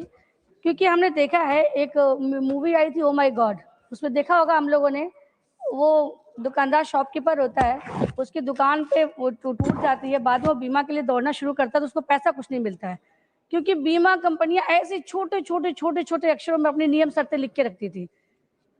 तो ये सब उसी से बचाव के लिए किया गया है। दूसरा एक ये भी देखिए आप, एक मैं आंकड़ा आपको बताना चाहूंगी कि भारतीय बीमा ब्रोकर संघ के आंकड़े के अनुसार 15 बीमा कंपनियों में से केवल 10 ने ही 80% से कम क्लेम राशि का भुगतान किया है। तो ये सब उससे बचाएगा लोगों को, इसके लिए इस विधेयक को लेके आए हैं। और आज जबकि भारत विश्व की तीसरी आर्थिक अर्थव्यवस्था बनने जा रहा है, उस समय जब हमारी स्टार्टअप संस्कृति बढ़ रही है, डिजिटल अर्थव्यवस्था हो रही है, जलवायु में भी परिवर्तन निरंतर हम लोगों को देखने को मिल रहा है, ऐसे में आधुनिक, पारदर्शी और निवेश अनुकूल कानूनी ढांचे की आवश्यकता है, ताकि आवश्यकता है जो बीमा कवरेज को विस्तार को बढ़ाए। इसीलिए माननीय उपसभापति महोदय, मैं सिर्फ इसके लाभ बता के, समय की सीमा को ध्यान रखते इसके लाभ बता के अपनी बात खत्म करूंगी कि पहले अभी जो हमारा बीमा का जो परसेंटेज हमारा है, अब तक पूरे विश्व में केवल जीडीपी का 3.7% है, जबकि वैश्विक स्तर पे है ये 7%। अमेरिकी डॉलर में देखा जाए तो मैं बस 2 मिनट लूंगी। और माननीय सभापति देखिए, लाभ तो बहुत सारे हैं, लेकिन कुछ लाभों को मैं जरूर गिना दे रही हूँ। इससे नई विदेशी बीमा कंपनियों का भारत में प्रवेश होगा, प्रतिस्पर्धा में वृद्धि होगी, नव व्यापार को बढ़ावा मिलेगा, प्रीमियम दरों में कमी की संभावना बनेगी, बेहतर और उन्नत बीमा उत्पाद उपलब्ध होंगे, दावे का शीघ्र निपटान होगा, बीमा स्रोत का लोकतंत्रीकरण होगा, ग्राहकों के लिए बेहतर अनुभव को संभव किया जाएगा तथा प्रत्यक्ष तथा अप्रत्यक्ष रूप से इसमें रोजगार के अवसर भी सृजित होंगे। तो माननीय सभापति महोदय, मैं यही आपसे कहूंगी कि ये अचानक में नहीं है। 2015 में 26% से बढ़ के एफडीआई 49% की गई थी, 2021 में 49 से 74% की गई थी और 74 से अब 100% करने जा रहे हैं। उसके तहत अब तक 82,000 करोड़ रुपए से अधिक FDI. 5 minutes. Thank you, sir, for giving me the opportunity to participate in the discussion on the Sabka Bima Sabki Raksha Amendment of Insurance Laws Bill 2025, and I rise to support the bill. Sir, the bill proposed wide-ranging amendment to 3 principal legislation governing the insurance sector: the Insurance Act 1938, the Insurance Regulatory and Development Authority of India Act 1999, and the Life Insurance Corporation Act 1956 to update the regulatory framework. The bill seeks to raise the foreign direct investment (FDI) limit in the insurance sector from the current 74% to 100% in a move aimed at expanding insurance penetration and achieving the goal of insurance for all by 2047. Ending 7 decades of colonial era regulation, the bill dismantles archaic colonial legislation that has strangled India's insurance sector since British rule. The bills modernize the 1938 Insurance Act, the 1956 LIC Act, and the 1999 IRDAI Act. When the BJP-led NDA government came to power in 2014, the insurance sector was gasping under the UPS restrictive framework with FDI capped at a meager 26%. In contrast, the NDA government has systematically liberalized the sector by increasing FDI to 49% in 2015, 74% in 2021, and now to 100% in 2025. This liberalization will provide new impetus to the sector and will help the government's bold vision of insurance for all by 2047. Sir, reversing UPS stagnation with miserable growth between 2001 and 2014 under UPS government. Insurance penetration crawled from 2.71% and to just 3.3%, a near 10 years low by 2015. Life insurance density collapsed from US dollar 55.7 in 2010 to US dollar 41 in 2014. Under the NDS, insurance density surged from US dollar 55 in 2014 and US dollar 95 in 2024, while total premium collection jumps from rupees 5 lakh crores to over rupees 11.2 lakhs crore. Life insurance premium alone reached rupees 8.3 trillion by financial year 24. The proposed bill's 100% FDI provision enables market expansion into Tier 2 and Tier 3 cities where penetration remains below 1%. Expanding welfare and security coverage, the bill is a natural extension of the BJP's government's commitment to universal social security and insurance for all by 2047. Under Prime Minister Sri Narendra Modi's, India has already created the world's largest insurance coverage base with flagship schemes like Pradhan Mantri Suraksha Bima Yojana and Pradhan Mantri Jeevan Jyoti Bima Yojana, together crossing more than 74 crore enrollment, providing life and accident cover at affordable premium. Sir, the bill facilitates interest for foreign reinsurers by reducing net owned fund requirement from rupees 5,000 crores to 1,000 crores. This change reflects the government's push for ease of doing business by liberating our institution while protecting national interest. The proposed bill is granting IRDAI disbursement powers to recover wrongful gains, bringing it at par with SEBI. Further, it also introduced a policyholder education and protection fund to safeguard consumer interests. The bill mandates formal standard operating procedure for regulation, making and clear criteria for penalty, ensuring transparency and predictability.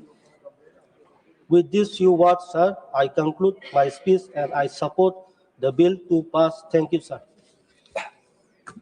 माननीय महेंद्र भट्ट जी। माननीय उपसभापति महोदय, सबका बीमा सबकी रक्षा, इस बीमा कानून के संशोधन विधेयक 2025 के समर्थन में बोलने के लिए मैं खड़ा हुआ। महोदय, बीमा क्षेत्र के नियामक ढांचे को समयानुसार बनाया जाना नितांत आवश्यक हो गया था। इसलिए बीमा अधिनियम 1938, भारतीय जीवन बीमा अधिनियम 1956 तथा भारतीय बीमा विनियामक और विकास प्राधिकरण अधिनियम 1999 में संशोधन नितांत आवश्यक था। यह विधेयक बीमा क्षेत्र में प्रत्येक विदेशी निवेश है एफडीआई, उसको 74% से 100% करना इसका लक्ष्य है। और जो भी विदेशी निवेश जब आता है तो भारत के कानून के अनुसार, भारतीय जो बीमा अधिनियम है उसके अनुसार ही इसकी स्वीकृति होगी, ऐसा मैं कह सकता हूं। बीमा पहुंच का विस्तार करना है। 2047 जब देश विकसित राष्ट्र के रूप में दिखाई देगा, उस समय सबका बीमा हो जाए, यह भी एक देश की आवश्यकता है। इसको प्रधानमंत्री जी ने माना है और मैं कह सकता हूं कि ये विधेयक इस दृष्टि से भी महत्वपूर्ण है। इस विधेयक से सभी बीमा वर्गों का, जैसे जीवन बीमा है, स्वास्थ्य बीमा है, सामान्य बीमा है, विशेष बीमा है, और इससे ग्रामीण और असंगठित क्षेत्रों के लोगों का अनिवार्य बीमा सुनिश्चित करना इसका लक्ष्य है और जिस लक्ष्य की ओर बढ़ रहा है। करोड़ों ग्रामीण कामगारों को सस्ती बीमा समूह प्रदान करना इसका लक्ष्य है।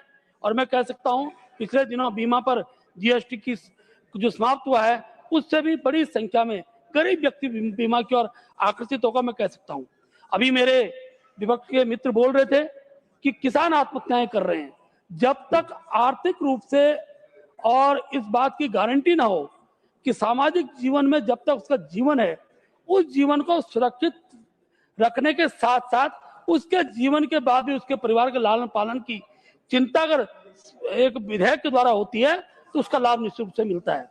सभापति महोदय, आज का यह सदन किसी साधारण संशोधन विधेयक पर विचार नहीं कर रहा है। आज हम उस मूल प्रश्न पर चर्चा कर रहे हैं कि संकट के समय राज्य अपने नागरिकों के साथ खड़ा होता है, उसे अनिश्चितता और बाजार के भरोसे नहीं छोड़ता है। बीमा केवल एक वित्तीय अनुबंध नहीं होता है, बीमा उस भरोसे का नाम है जो राज्य अपने नागरिकों को देता है और कठिन समय में वह अकेला नहीं होता है। सबका बीमा सबकी रक्षा विधेयक इसी भरोसे को कानून का स्वरूप दे रही है और इसी कारण यह विधेयक केवल आर्थिक सुधार नहीं बल्कि सामाजिक सुरक्षा का ठोस दस्तावेज बन रहा है। महोदय, भारत की शासन परंपरा में राज्य का उद्देश्य केवल प्रशासन करना नहीं बल्कि संरक्षण करना भी बहुत महत्वपूर्ण होता है। कौटिल्य ने बहुत ही स्पष्ट शब्दों में कहा था, प्रजा सुखे सुखम राजा प्रजा नाम से हिते हितम, अर्थात राज्य का हित प्रजा के हित से अलग नहीं हो सकता है। यह विधेयक इसी भारतीय राज धर्म की आधुनिक अभिव्यक्ति है। यह विधेयक यह नहीं पूछता कि बीमा किसे मिलना चाहिए बल्कि यह मानकर चलता है कि बीमा हर नागरिक का अधिकार है, क्योंकि जहां अधिकार होता है वहां अनुकंपा की आवश्यकता नहीं होती है। महोदय, यदि हम पिछले 10 वर्षों की नीतियों को समग्रता से देखें तो इस सरकार की सोच में एक स्पष्ट और निरंतर दिशा दिखाई देती है। महोदय, अंतिम व्यक्ति तक सुरक्षा, जनधन योजना ने गरीब को वित्तीय पहचान दी, उज्ज्वला योजना ने महिला को की गरिमा को बढ़ावा दिया, आयुष्मान भारत ने इलाज को अधिकार बनाया और प्रधानमंत्री जीवन ज्योति तथा सुरक्षा बीमा योजनाओं ने पहली बार करोड़ों गरीब परिवारों को बीमा सुरक्षा से जोड़ा है। आज यह विधेयक उसी समावेशी यात्रा का संस्थागत विस्तार है, क्योंकि यह सरकार समझती है कल्याण तभी स्थायी होता है जब उसके पीछे मजबूत और स्पष्ट कानून खड़े होते हैं। पंडित दीनदयाल उपाध्याय जी ने कहा था, समाज के अंतिम व्यक्ति का उत्थान ही सच्चे राष्ट्र के निर्माण का आधार होता है और यह विधेयक उसी विचार को व्यवहार के रूप में उतारता है। महोदय, बीमा सुधार को केवल आर्थिक सुधार के रूप में देखना इस विधेयक की आत्मा को समझने में कमी होगा। बीमा वास्तव में सामाजिक स्थिरता का आधार होता है। जब किसान की फसल नष्ट होती है, जब श्रमिक दुर्घटना का शिकार होता है या जब किसी परिवार का इलाज का परिवार पर भारी बोझ टूट पड़ता है, तब बीमा केवल धन का भुगतान नहीं करता, तब वह पूरे परिवार को टूटने से बचाता है। मैं स्पष्ट रूप से कहना चाहता हूं, गरीब अक्सर आय की कमी से गरीब नहीं होता है, बल्कि सुरक्षा के अभाव में के कारण गरीब कहलाता है और यह विधेयक उसी अभाव को समाप्त करने की दिशा में एक निर्णायक कदम है। माननीय उपसभापति महोदय, इस विधेयक की सबसे महत्वपूर्ण विशेषता यह है कि यह बाजार को अवसर देता है लेकिन नागरिक सुरक्षा को नहीं छोड़ता है। नियामक को डेटा और निगरानी की शक्ति दी गई है, पारदर्शिता को बाध्यता बनाया गया है और पॉलिसी धारक को व्यवस्था केंद्र में रखा गया है। महोदय, बहुत संक्षेप में समाप्त कर रहा हूं। यह सरकार मानती है कि मुक्त बाजार तभी सफल होता है जब उसके साथ मजबूत, संवेदनशील और जवाबदेही नियमन चलता है और यह संतुलन इस विधेयक की ताकत है। सभापति महोदय, यह भी स्मरण रखना आवश्यक है कि हमारे देश का एक हिस्सा दशकों तक ऐसे ही सकारात्मक नागरिक केंद्रित कानून से वंचित रहा है। जम्मू कश्मीर के नागरिकों को सामाजिक सुरक्षा, केंद्रीय कानूनों और आर्थिक अवसरों दूर रखा गया। वहां राजनीति लेकिन नागरिकों के अधिकार पीछे छूटते चले गए। आज स्थिति बदली है। आज जम्मू कश्मीर का नागरिक भी देश के हर नागरिक की तरह समान अधिकारों और समान सुरक्षा का भागीदार है, क्योंकि एक राष्ट्र में नागरिकों की श्रेणियां नहीं हो सकती। अलग अलग श्रेणियों में राष्ट्र के नागरिक बांटे नहीं जा सकते हैं। माननीय सभापति महोदय, भारतीय जनता पार्टी की राजनीति का केंद्र तुष्टीकरण नहीं बल्कि संतुष्टीकरण है। यह विधेयक स्पष्ट संदेश देता है कि राज्य नागरिकों के साथ खड़ा है, नियामक सतर्क हैं और अधिकार संरक्षित हैं। यह सरकार गरीब को आश्रित नहीं बनाती बल्कि उसे आत्मनिर्भर बनाती है, क्योंकि आत्मनिर्भर नागरिक ही सशक्त राष्ट्र की नींव होता है।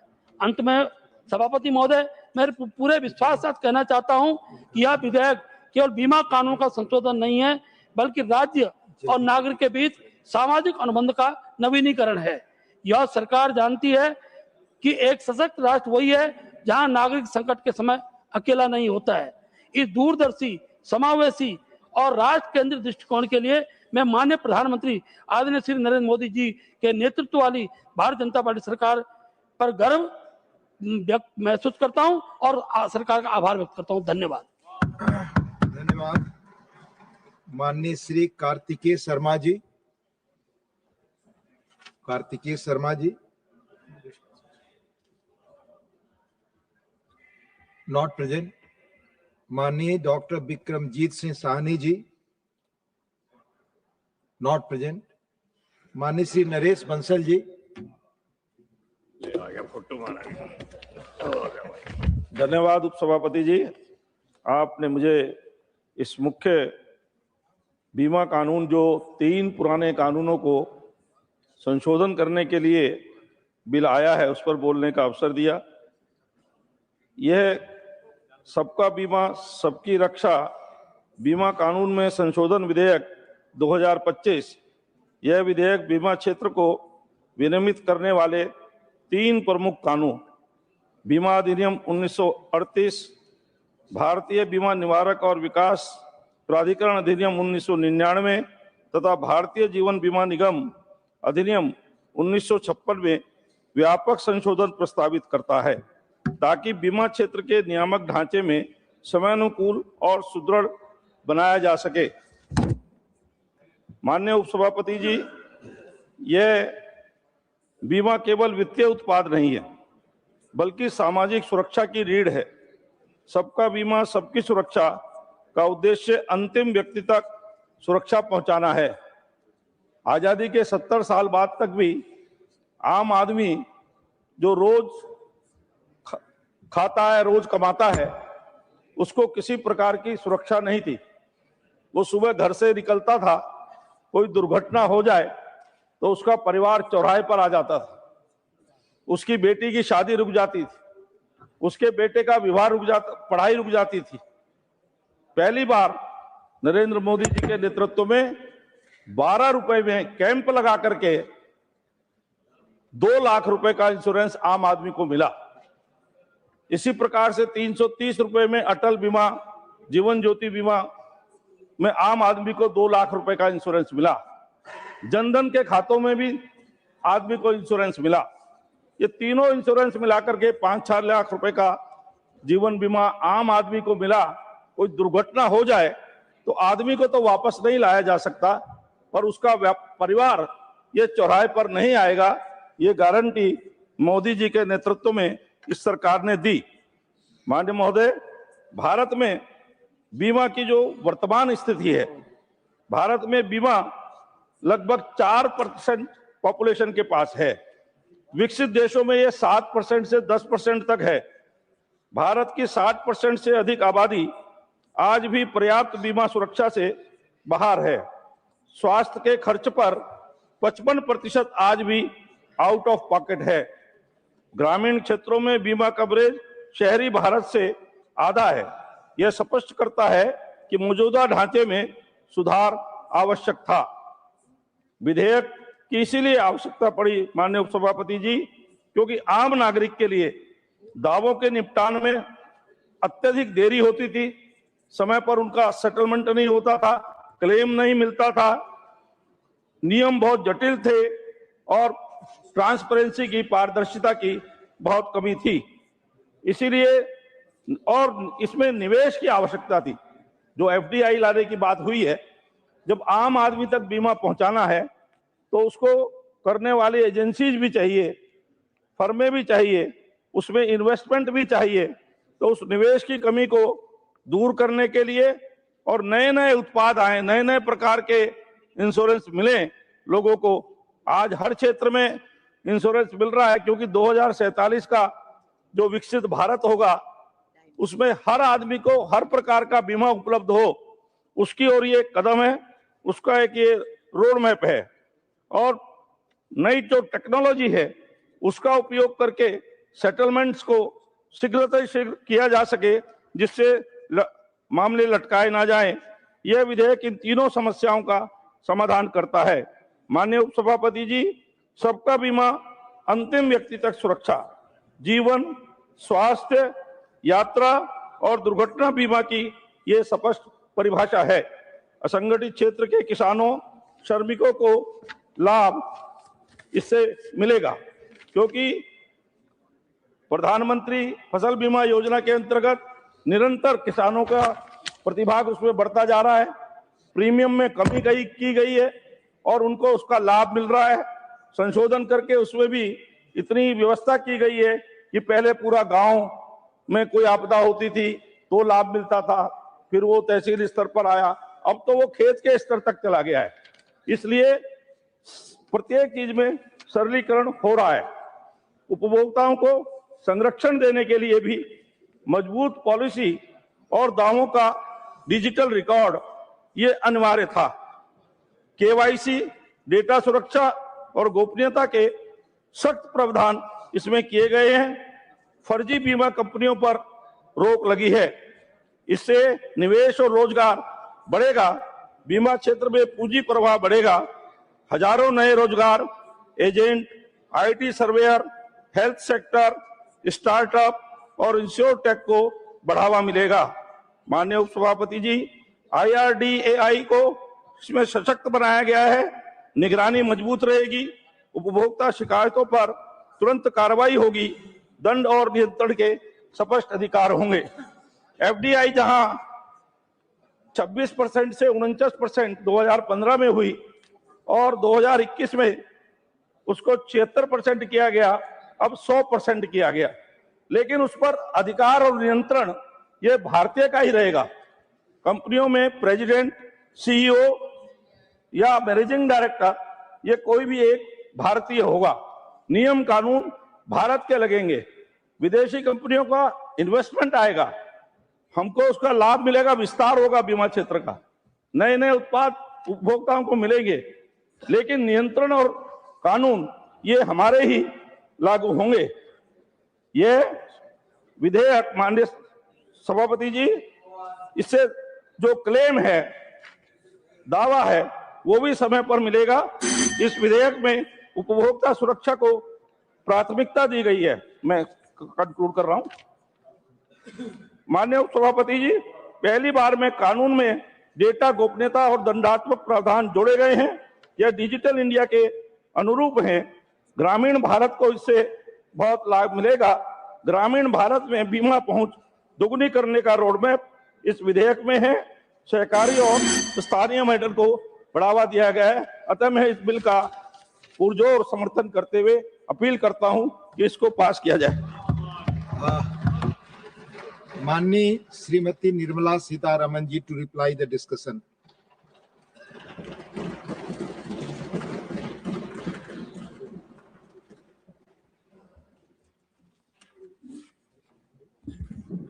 Thank you very much, Deputy Chairman, sir. I understand 24 speakers have contributed to this debate. It's a major step in reforming the insurance sector. There are 3 acts which are being amended so that there is an alignment and also the policyholders' interests and safeguards are kept top of our mind. So before I go into the specific step that we are taking, just want to recall that the Insurance Act of 1938 had seen several amendments before today. 12 times before 2015, I could say before 2014, the act has been amended, but inclusive of the last amendment, if we look at the major milestones which are important for us to recall, I find in 1939 itself, early amendments and were brought in just so that it is consistent. And several year after year, 39, 40, 41, 46, 48 amendments had happened. And in the year 1950, reduction of agents' commission as a major milestone was brought through. Honorable Minister, just for a second. Honorable members, the discussion on the Sabka Bima Sabki Raksha Amendment of Insurance Law Bill 2025 is underway. If the House agrees, we may sit beyond 6 p.m. up to the disposal of the bill. Do I have the leave of the House to extend the sitting beyond 6 p.m.? Okay. Honorable Minister.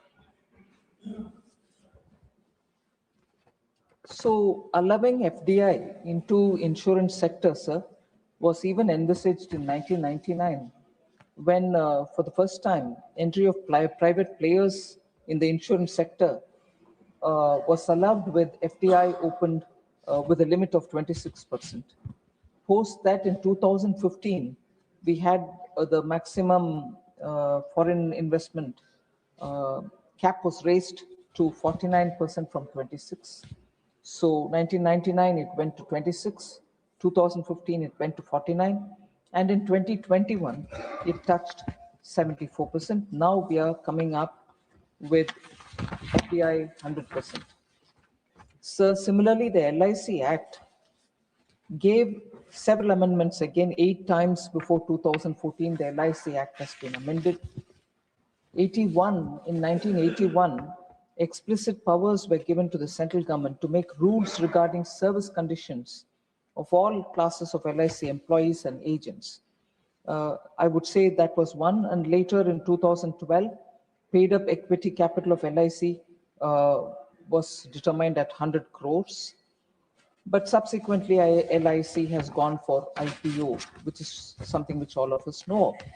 And since the regulator-related IRDA Act, sir, establishment happened in 1999, but with 2015, there was an amendment to align it with the Insurance Act, and also subsequently one more in 2019. So these 3 acts which we are trying to amend today have already seen amendments at different time periods. So since coming to power in 2014, our government has actually made significant changes in the insurance sector.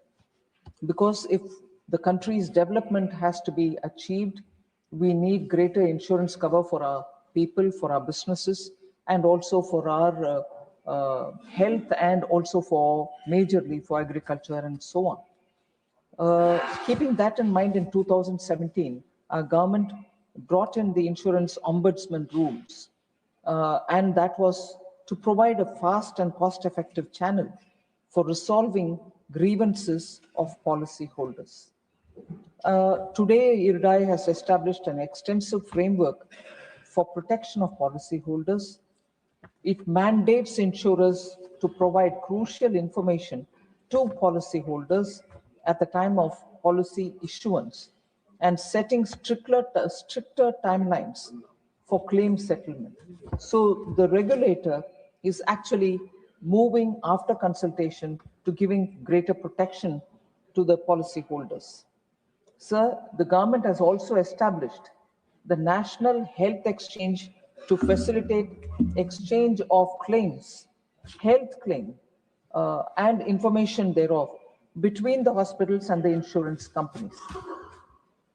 This way, the policyholder doesn't have to run from one pillar to another post, but if the health claim insurance information is shared between the hospital and the insurance company, it resolves issues faster and in a seamless manner. So the settlement of claims has become a bit more simpler, although there's a lot more that one can do. Our government is also deeply committed, sir, to expansion of affordable insurance in rural areas for common man. And that is why you find several flagship schemes, particularly insurance schemes, which have been launched since 2014. Jeevan Jyoti Yojana, Suraksha Bima Yojana, Jan Arogya Yojana, and Krishi Bima Yojana are all in the interest of the common man who requires affordable premium to be covered under these schemes.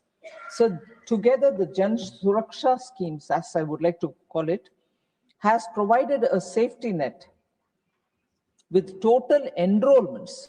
The Jeevan Jyoti Bima Yojana, Suraksha Bima Yojana, Jan Arogya Yojana, Krishi Bima Yojana together have enrollments over 81 crore people, all of whom need that cover.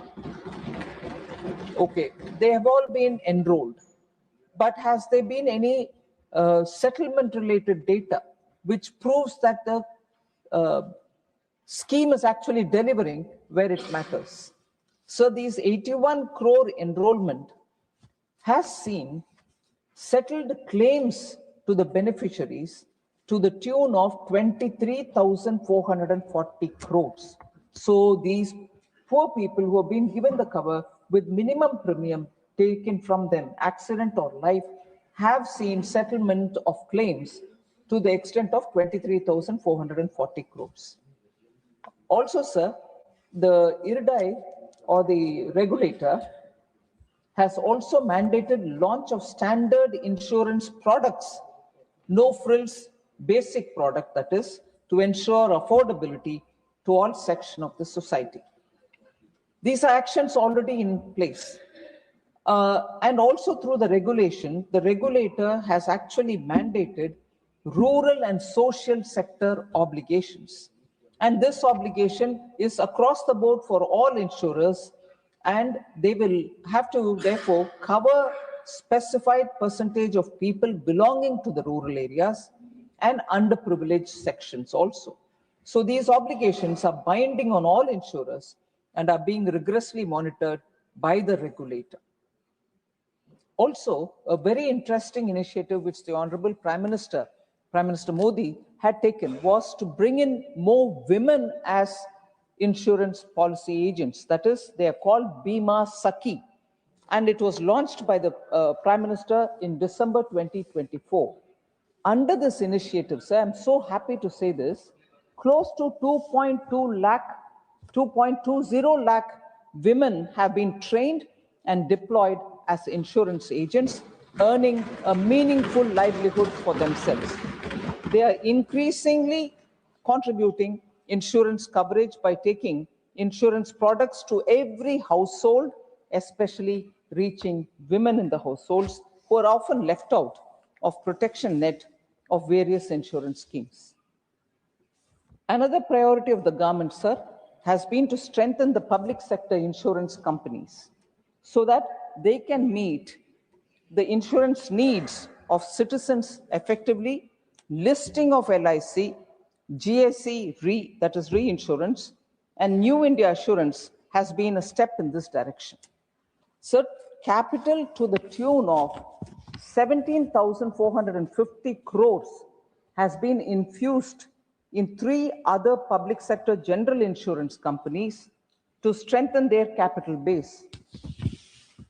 As a result of these measures taken, LIC, GIC Reinsurance and Agricultural Insurance Company of India Limited, the AICIL, reported their highest ever profits last year, while other companies have also now started making a turnaround. They're becoming profitable step by step. So now to attract global capital, sir, the FDI limit, as I said, was raised from 26 to 49, 49 to 74. 4 insurers were permitted to set up branches in India and thereby increasing the local reinsurance money which is available. FDI limit for insurance intermediaries, sir, was raised to 100% in 2019, which was one major step taken to enable them to provide better advisory services to citizens also. I'll just give a snapshot, sir, of the growth of the insurance sector since 2014. And gradually we see also the opening up of the sector. Sir, in 2014-15, number of insurers were 53, whereas 24-25, we have 74 insurers. Insurance penetration was 3.3%. It is now close to 3.8%. Insurance density, which is defined as average insurance premium paid per person in a year, even that has increased. US dollars 55 when it was in 2014, US dollars 97 now in 24-25. Total insurance premium in lakh crore rupees, 4.15 lakh crores in 2014-15. Now it is 11.93 lakh crores. So actually, the insurance premium amounts showing or reflecting the fact that more people are getting covered is seen in these numbers. Assets under management, again in lakh crore rupees, it was 24.20 in 2014-15. Now it is 74.43. 3 times it has increased, asset under management. So opening up the market, opening up the insurance sector has actually helped in greater penetration. There's scope for more. The GST Council, which met in September, sir, 56th Council, had over the year looked at the demands which were coming for health insurance and the premium having to bear the GST. So there is now, after this 56th GST Council meeting, there is now 0 rate for GST, which has been brought down from 18%. So earlier it was 18%, now it is 0 on all individual life insurance policies and individual health insurance policies to make them more affordable to the common man. Then this nil GST on individual health and life insurance is a very big tax relief that directly reduces the costs of premiums of policyholders and encouraging more people to join in the insurance schemes. So there was a major initiative taken, Aapki Poonji Aapka Adhikar, your money, your right, which saw that many unclaimed deposits or shareholders' money or insurance policy money which was lying unclaimed, we took it upon ourselves to run a campaign across every district of the country. The last which I can say, 500 districts have been covered. We held camps since October 15th, the camps are being held, and many public representatives and district administrators have participated in this.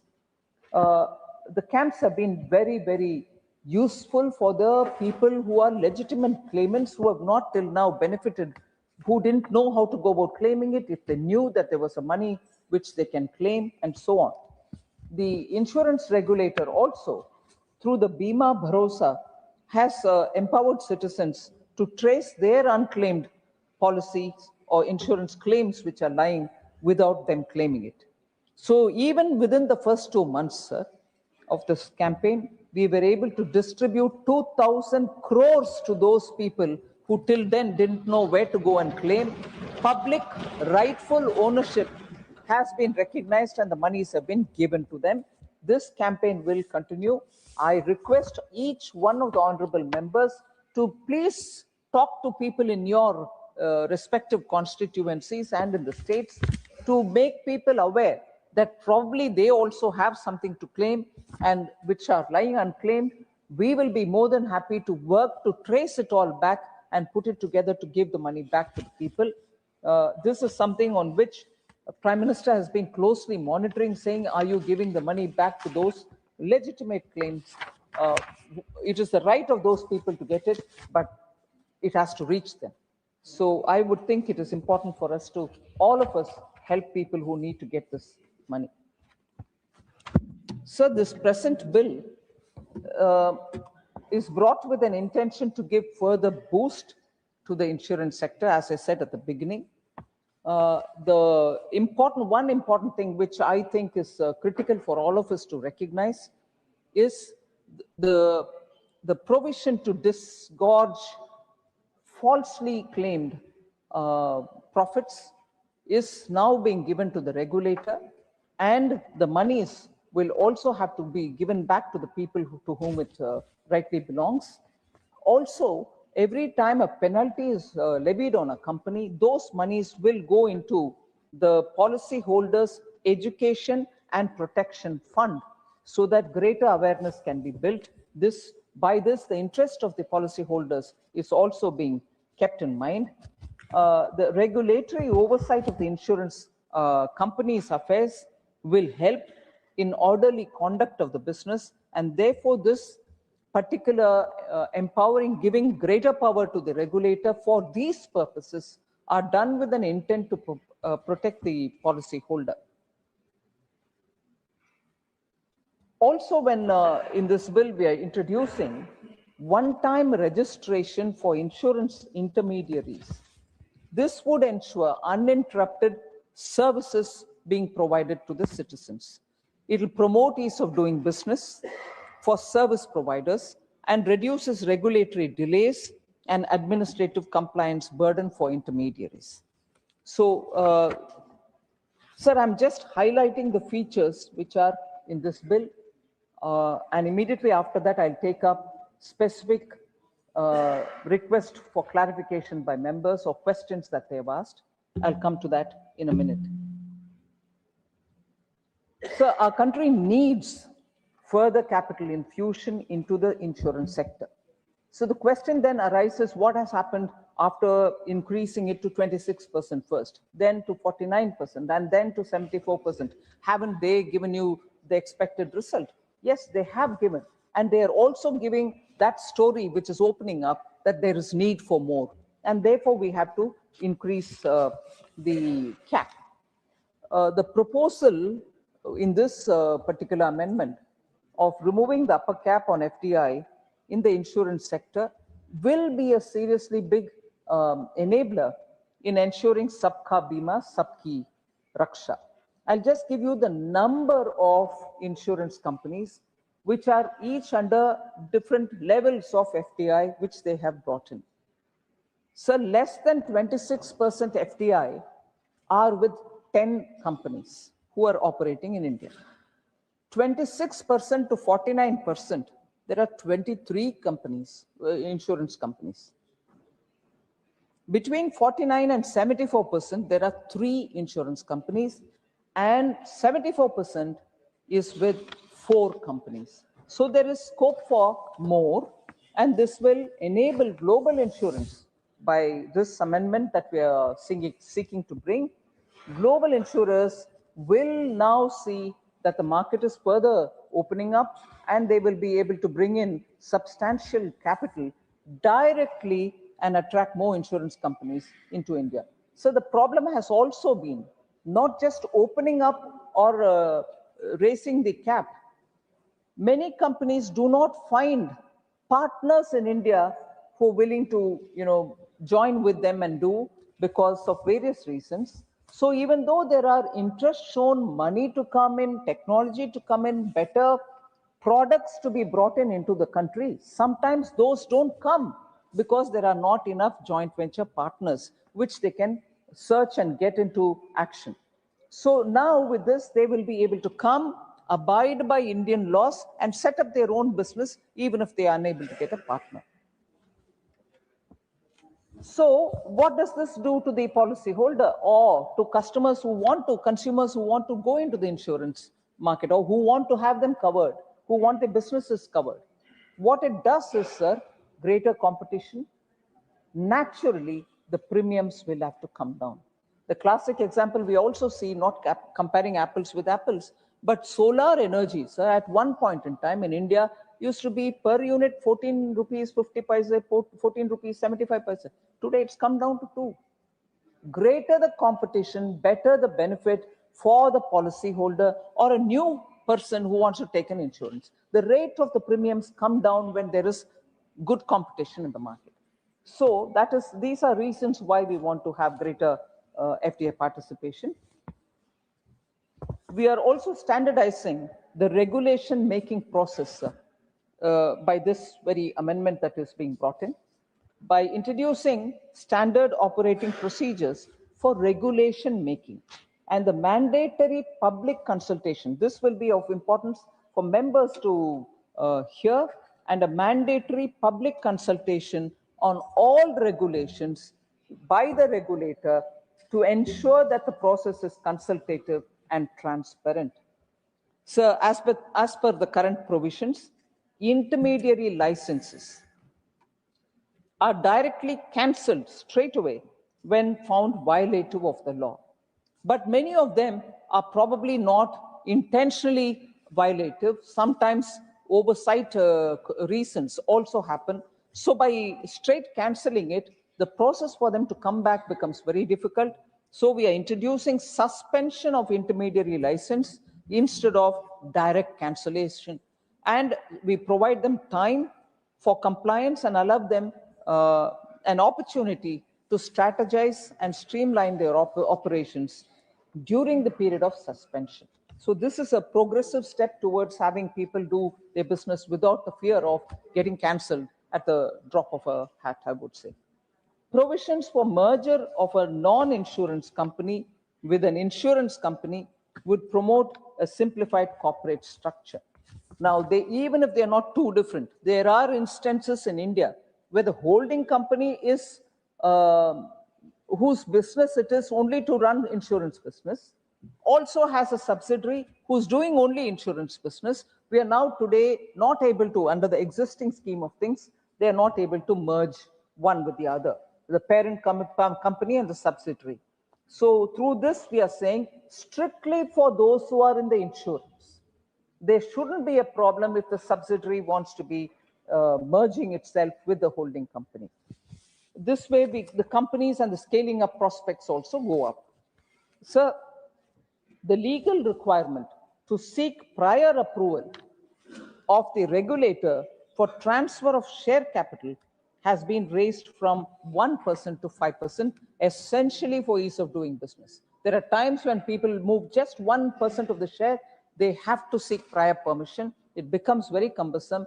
So we have said, yes, you will have to come for prior permission, but only if 5% of the shares have to be transferred. So this is clearly for ease of doing business. Another measure, similar measure, is when the net owned fund requirement is reduced for foreign reinsurance branches from 5,000 crores to 1,000 crores. Thereby, smaller companies can come in and also spread more branches in the country. This would invite more of the reinsurers into the country for creating greater risk capacities. And also, there are a few questions which were asked about IFSC, level playing field with them. This is a major step towards level playing field. By allowing this net owned fund requirement to be lesser than what it is now, you're actually creating a level playing field with the foreign reinsurance businesses which are set up in IFSC and the domestic tariff area. So you are actually treating both of them, although they play separately. Those who are there cannot play here, and those who are here cannot really operate from there, but the field is evened out. So the last few points on the highlights of this bill, sir. An entity engaged in the business of insurance will have to categorically use the name insurance in their company's name. If they are insurance, insurance. If they are assurance, assurance. Or if they are insurance in some way, reinsurance or health insurance or whatever. So the insurance company which does or which carries forward insurance business should have the word insurance in their name, company's name. So even the intermediaries will have to have the necessary change to indicate that the nature of business or service that they are providing, so that there is no ambivalence or doubt in the mind of people saying are they insurance, are they not? So that structure is being cleared. We've also very clearly said, sir, and this is very important, periodically the central government, in exceptional circumstances, by notification, apply with modifications or exempt totally the insurance intermediaries operating in special economic zones, including IFSA, from the provisions of Insurance Act. This will only be done in exceptional circumstances and for those who are in the special economic zone, not to be doing business in this country, but in those special economic zone and serve their clients elsewhere. So that is very strictly confined to that. So we are also providing, this is a very important point, sir. There have been voices saying, will LIC be diluted? Will their stature be undermined? we are providing greater autonomy to LIC so that they can open zonal offices wherever they want, because aligning compliance for its foreign offices can be done there according to that land's rule. But here, they don't need to come to the government to seek permission each time. Even a zonal office has to be opened. No, you have the right, you please go ahead. So that way, business decisions will be expedited instead of spending time seeking permission. So I've already mentioned about the disgorging of wrongful gains from insurers and intermediaries. Sir, the maximum limit of penalty on insurers for default in complying with or acting in accordance or acting in contravention of Insurance Act, the regulator has proposed that there should be an increase in the penalty amount. It is currently 1 crore, it will be increased to 10 crores. And now the insurance intermediaries also will be treated equal to the insurance company itself. Earlier, there was a disparity. Intermediaries had one rate, insurance companies had different. Now both of them are being levied at a higher level, which is 10 crores, both insurance companies and the intermediaries. So this, I think, summarizes the main features of the bill that we have proposed here. Members have asked a few questions.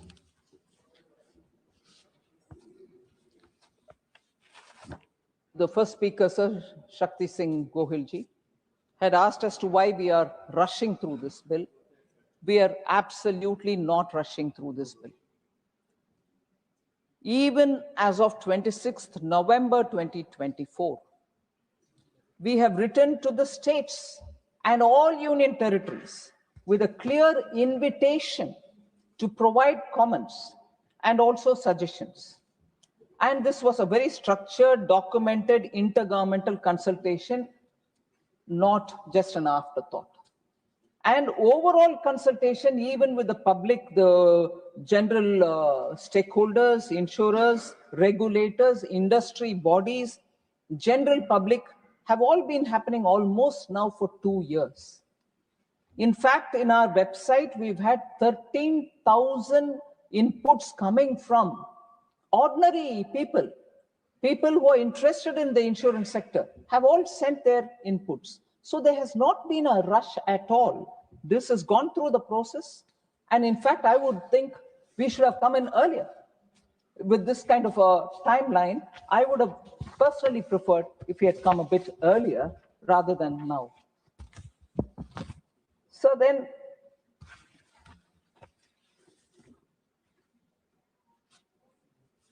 will these amendments result in an adverse effect on employment? Was a concern raised. I want to highlight the fact, sir, that opening up of the sector will only attract new insurers to come, new intermediaries to come, and also allied service providers will also come into the market, therefore widening the insurance ecosystem, creating net employment, new employment. And what are the kind of work for which employment potential will open up? Agents, brokers, intermediaries, one section. Because the market becomes larger, more products are being launched, and wider customer outreach happens.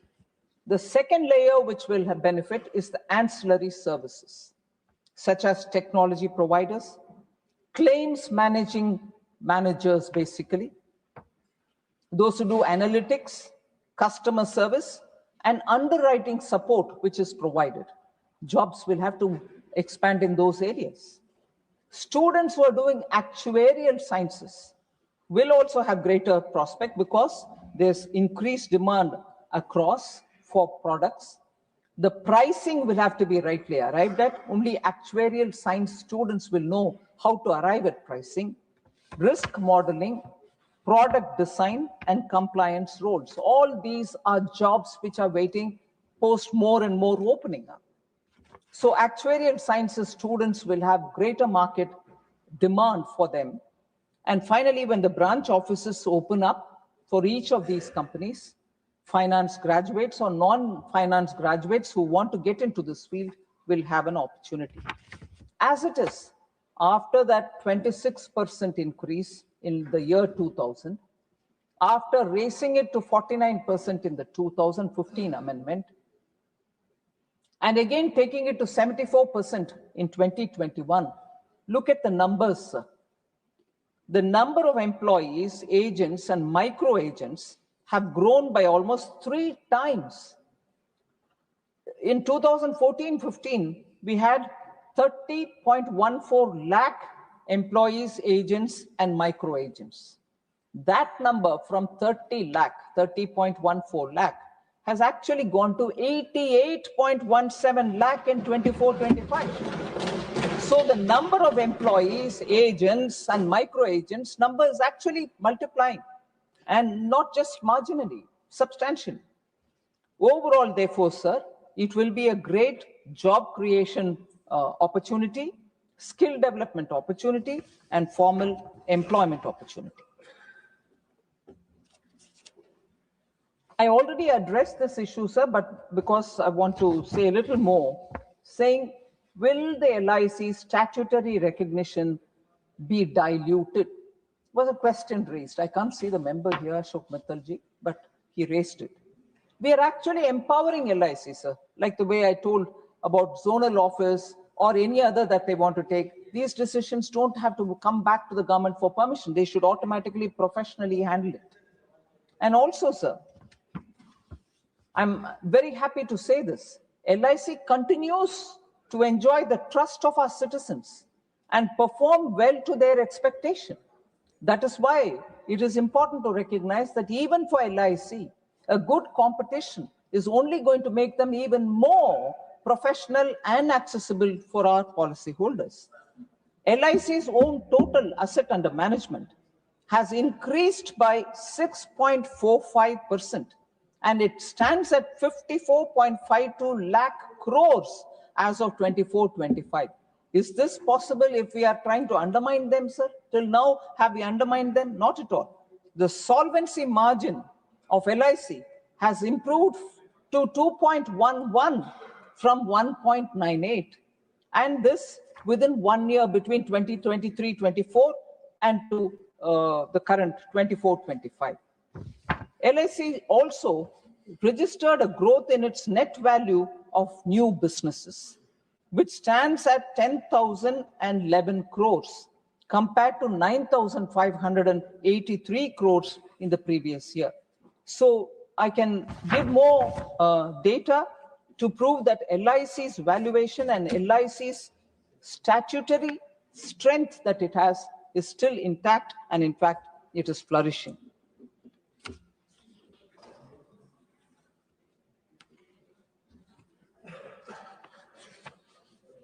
Sir, this question about, oh no, the shareholders' interest is probably not being kept in mind.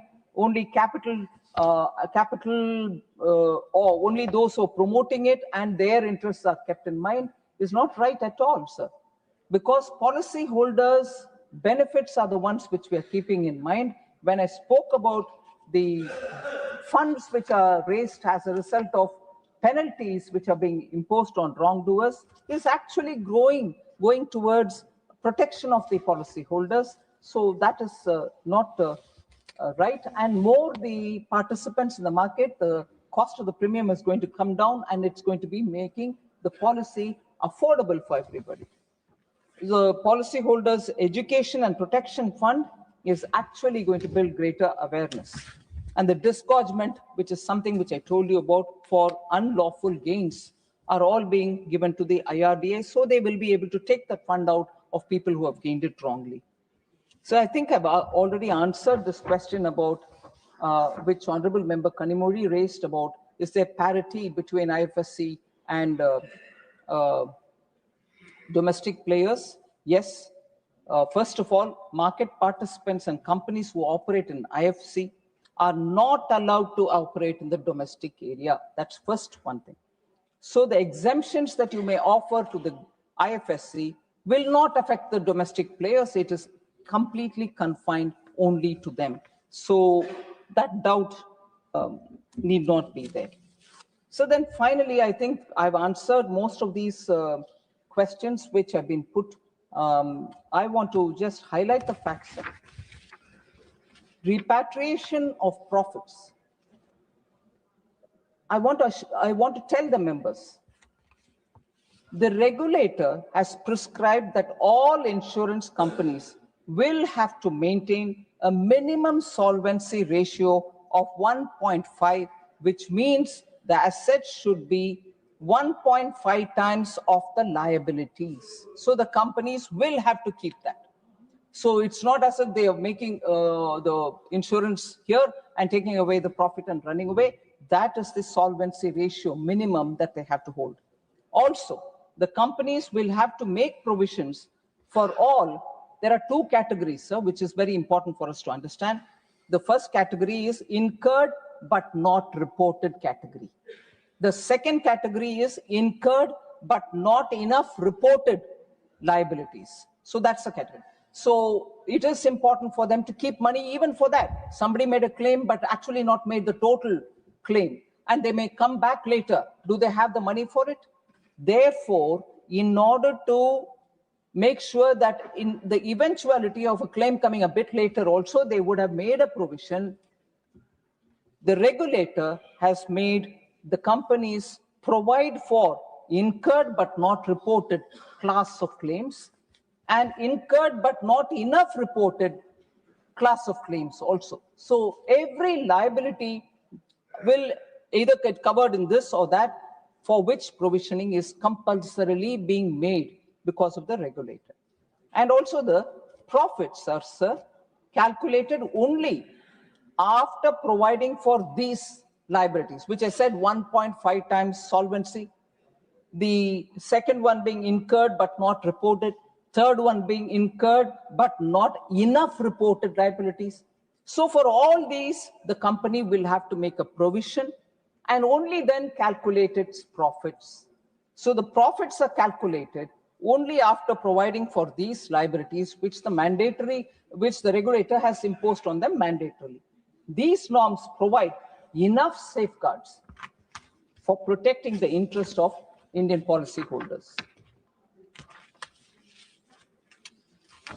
So the other question was, only LIC does your government schemes, and therefore by diluting, we're not diluting, but by diluting this or bringing foreign companies, only they will be burdened to do these social sector related activities or government schemes.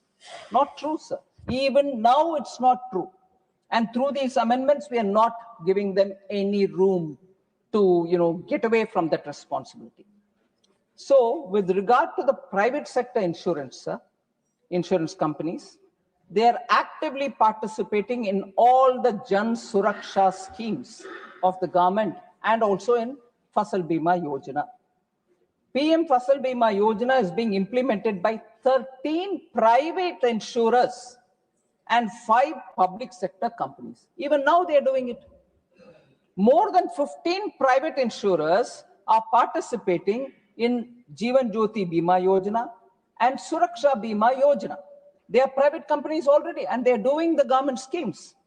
Private sector insurers have cumulatively enrolled more than 20 crore persons under these two schemes.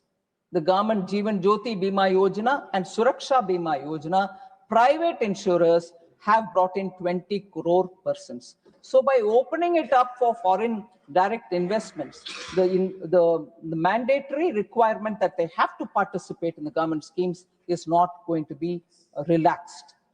Next, sir, the capital insurance and public sector general insurance companies help them to recover from losses, but not made them competitive. Absolutely wrong.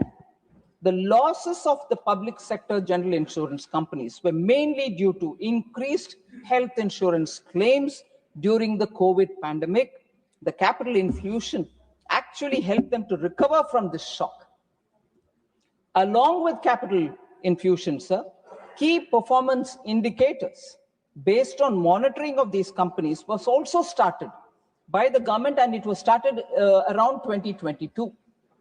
Series of measures have been taken which help them to improve even their performance. So it was not infusion to make up for their loss. It is infusion to build their business and strengthen them. So as a result of these, the performance of all these companies has started improving and their losses have come down. In fact, 2 of the 3 companies in which capital was infused have already turned profitable. That couldn't have otherwise happened.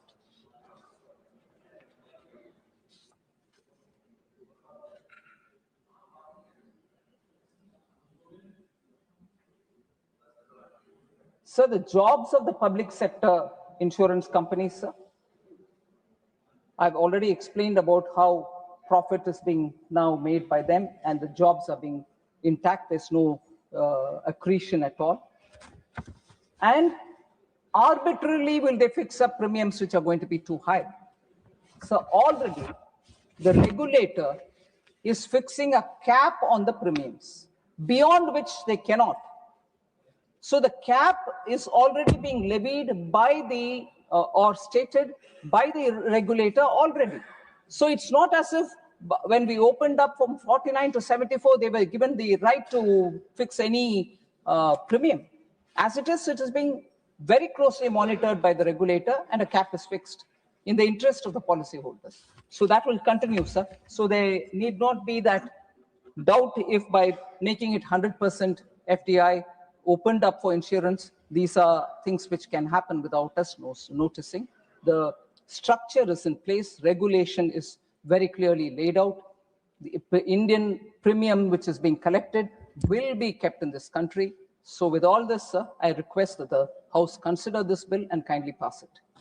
Thank you. There's no message from Lok Sabha.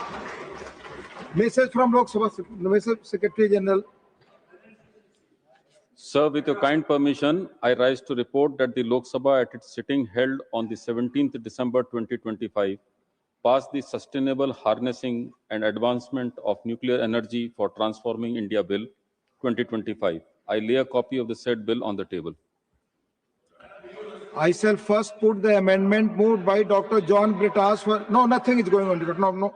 I shall first put the amendment moved by Dr. John Britas for reference of the Sabka Bima, Sabki Raksha Amendment of Insurance Bill 2025 as passed by Lok Sabha to a select committee of the Rajya Sabha to vote. The question is that the bill further to amend the Insurance Act 1938, the Life Insurance Corporation Act 1956, and the Insurance Regulatory and Development Authority Act 1999 as passed by Lok Sabha be referred to a select committee of the Rajya Sabha consisting of the following members: Dr. John Britas, Sri Vikas Ranjan Bhattacharya, Dr. V. Shivadasan, Sri A. Rahim, Sri Sandosh Kumar P, Sri P.P. Sunir, Sri Jose K. Mani, with instructions to report by the last day of the first week of the next session to 70th of the Rajya Sabha.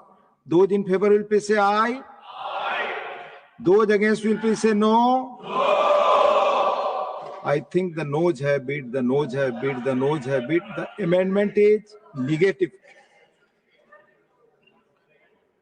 I shall now put the amendment moved by Dr. V. Shivadasan for reference of the Sabka Bima Sabki Raksha Amendment of Insurance Bill 2025 as passed by Lok Sabha to a select committee of the Rajya Sabha to vote. The question is that the bill further to amend the Insurance Act 1938, the Life Insurance Corporation Act 1956, and the Insurance Regulatory and Development Authority Act 1999 as passed by Lok Sabha be referred to a select committee of the Rajya Sabha consisting of the following members: Dr. V. Shivadasan, Sri Vikas Ranjan Bhattacharya, Dr. John Britas, Sri A. Rahim, Sri Jose K. Mani, Sri Sandosh Kumar P, Sri P.P. Sunir, with instruction to report by the last day of the first week of the next session to 70th of the Rajya Sabha. Those in favor will please say aye.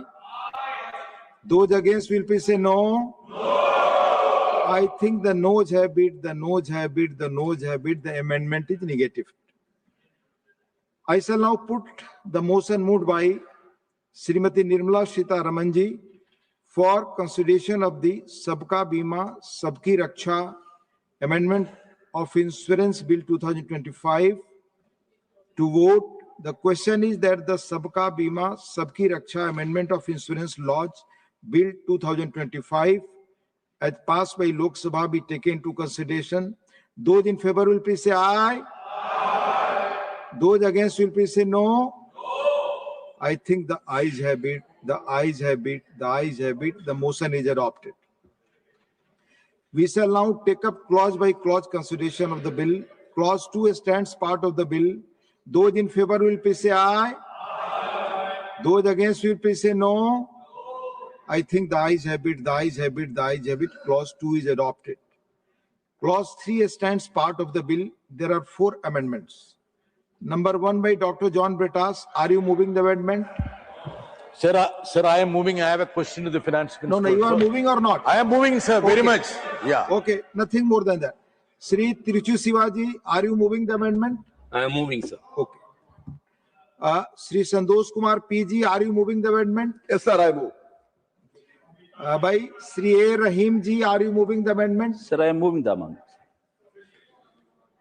So, members have moved the amendment. Amendments moved. I shall now put the amendment moved by Dr. John Bretas to vote. Those in favor will please say aye. Aye. Those against will please say no. No. I think the noes have it, the noes have it, the noes have it. The amendment is negative.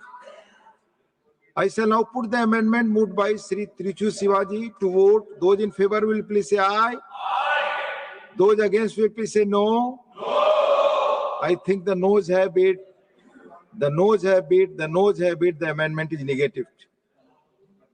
I shall now put the amendment moved by Sri Santosh Kumar P to vote. Those in favor will please say aye. Aye.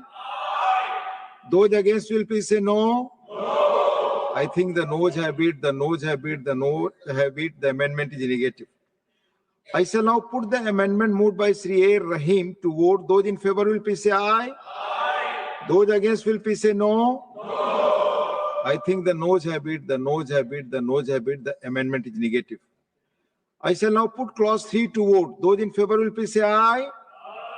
Those against will please say no. No.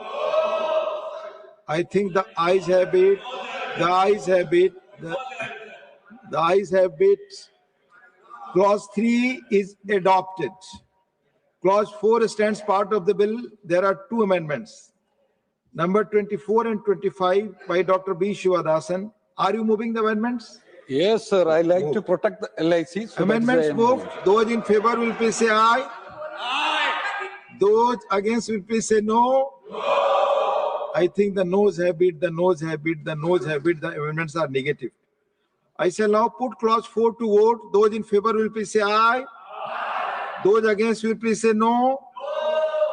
I think the ayes have it, the ayes have it, the ayes have it. The clause 4 is adopted. Clause 5 stands part of the bill. There is 1 amendment. Sri Santosh Kumar P. Are you moving the amendment? Yes, sir, I am moving. Amendment moved. Those in favor will please say aye. Aye.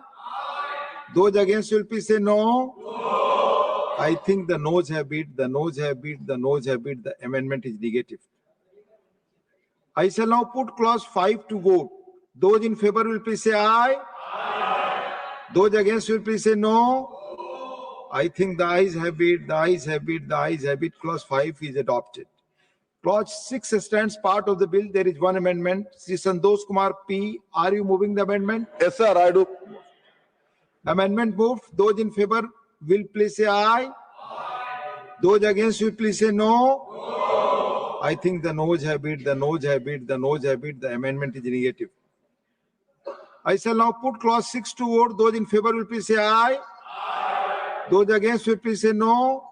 I think the ayes have it, the ayes have it, the ayes have it. Clause 6 is adopted. Clause 7 stands part of the bill. There are 8 amendments. Number 2 and 3 by Dr. John Bretas. Are you moving the amendment?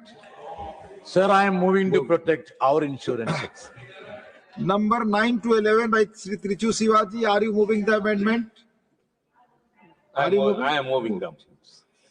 Number 21 by Sri Santosh Kumar PG. Are you moving the amendment? Yes, sir, I am moving. Number 26 by Dr. V. Sivadasan ji. Are you moving the amendment? Yes, sir. Insurance sector should be protected. That is it.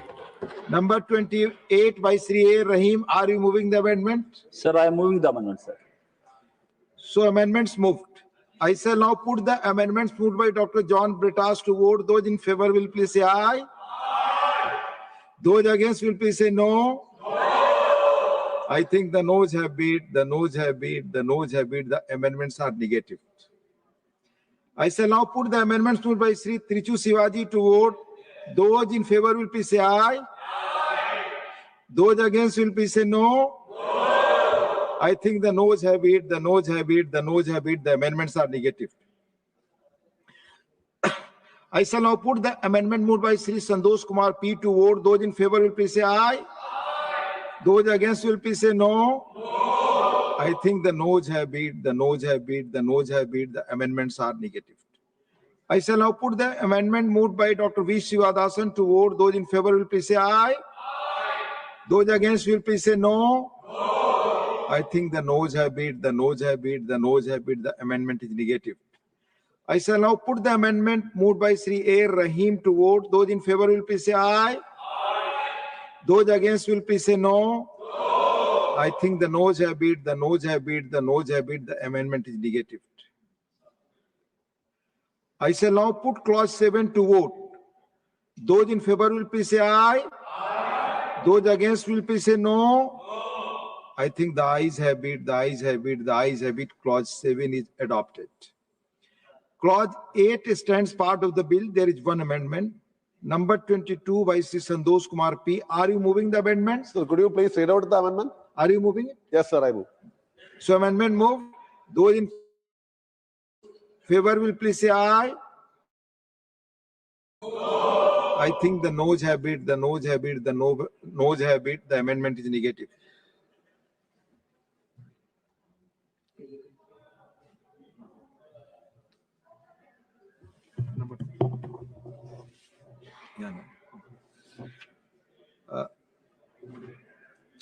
I shall now put clause 8 to vote. Those in favor will please say aye. Those against will please say no. I think the ayes have beat, the ayes have beat, the ayes have beat. Clause 8 is adopted.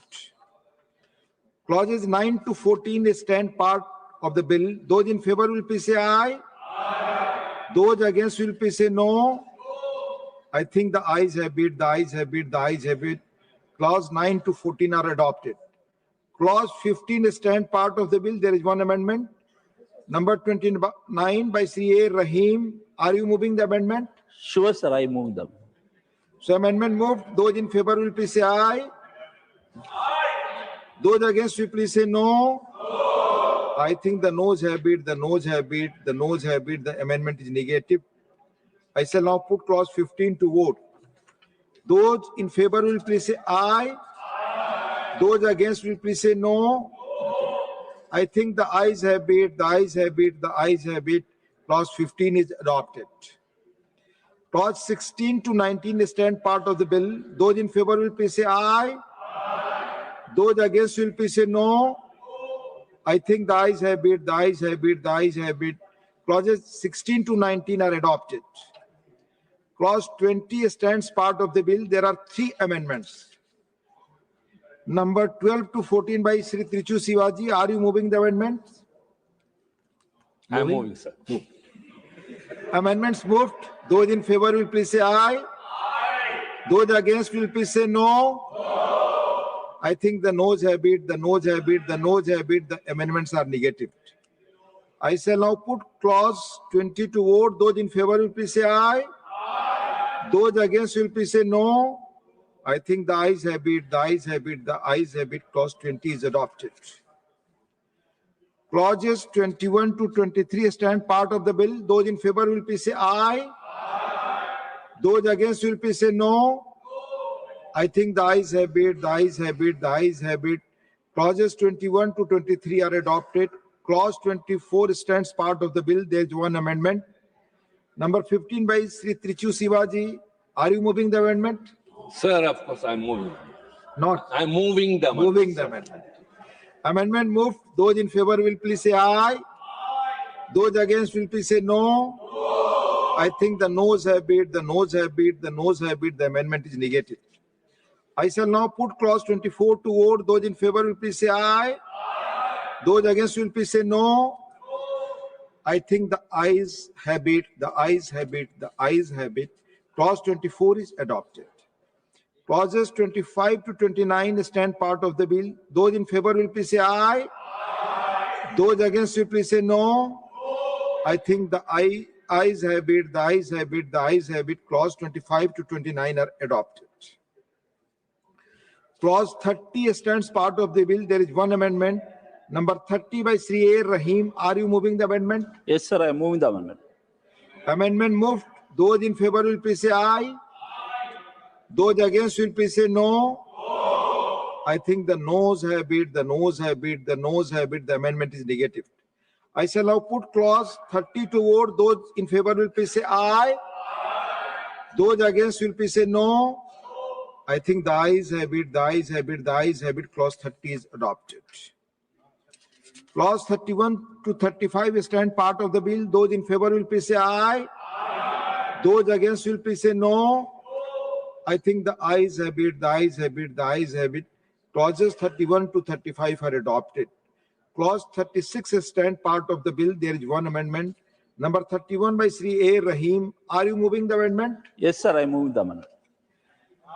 Amendment moved. Those in favor will please say aye. Those against will please say no. I think the noes have it, the noes have it, the noes have it. The amendment is negative. I shall now put clause 36 to vote. Those in favor will please say aye. Those against will please say no. I think the ayes have it, the ayes have it, the ayes have it. Clause 36 is adopted. Clauses 37 to 70 stand part of the bill. Those in favor will please say aye. Those against will please say no. I think the ayes have it, the ayes have it, the ayes have it. Clause 37 to 70 are adopted. Clause 71 stands part of the bill. There are two amendments. Number 4 by Dr. John Britas. Are you moving the amendment? I emphatically move them. Number 16 by Sri Trichu Sivaji. Are you moving the amendment? I have to move the amendments. Amendments moved. I shall now put the amendment moved by Dr. John Britas to vote. Those in favor will please say aye. Those against will please say no. I think the noes have it, the noes have it, the noes have it. The amendment is negative. I shall now put the amendment moved by Sri Tiruchi Sivaji to vote. Those in favor will please say aye. Those against will please say no. I think the noes have it, the noes have it, the noes have it. The amendment is negative. I shall now put clause 71 to vote. Those in favor will please say aye. Those against will please say no. I think the ayes have it, the ayes have it, the ayes have it. Clause 71 is adopted. Clause 72 to 90 stand part of the bill. Those in favor will please say aye. Those against will please say no. I think the ayes have it, the ayes have it, the ayes have it. Clauses 72 to 90 are adopted. Clause 91 stands part of the bill. There are two amendments. Number 5 and 6 by Dr. John Britas. Are you moving the amendment? Sir, I am moving them. Amendments moved. Those in favor will please say aye. Those against will please say no. I think the noes have it, the noes have it, the noes have it. The amendments are negative. I shall now put clause 91 to vote. Those in favor will please say aye. Those against will please say no. I think the ayes have it, the ayes have it, the ayes have it. Clause 91 is adopted. Clauses 92 to 95 stand part of the bill. Those in favor will please say aye. Those against will please say no. I think the ayes have it, the ayes have it, the ayes have it. Clauses 92 to 95 are adopted. Clause 1 stands part of the bill. There are three amendments. Number 7 by Sri Trichu Sivaji. Of course, sir, I am moving. Number 17 by Sri Santosh Kumar P. Are you moving the amendment? Yes, sir, I move. Number 23 by Dr. V. Shivadasan Ji. Are you moving the amendment? Yes, sir. I am moving the amendment. So amendments moved. I shall now put the amendment moved by Sri Trichu Sivaji to vote. Those in favor will please say aye. Those against will please say no. I think the noes have it, the noes have it, the noes have it. The amendment is negated. I shall now put the amendment moved by Sri Santosh Kumar P to vote. Those in favor will please say aye. Those against will please say no. I think the noes have it, the noes have it, the noes have it. The amendment is negated.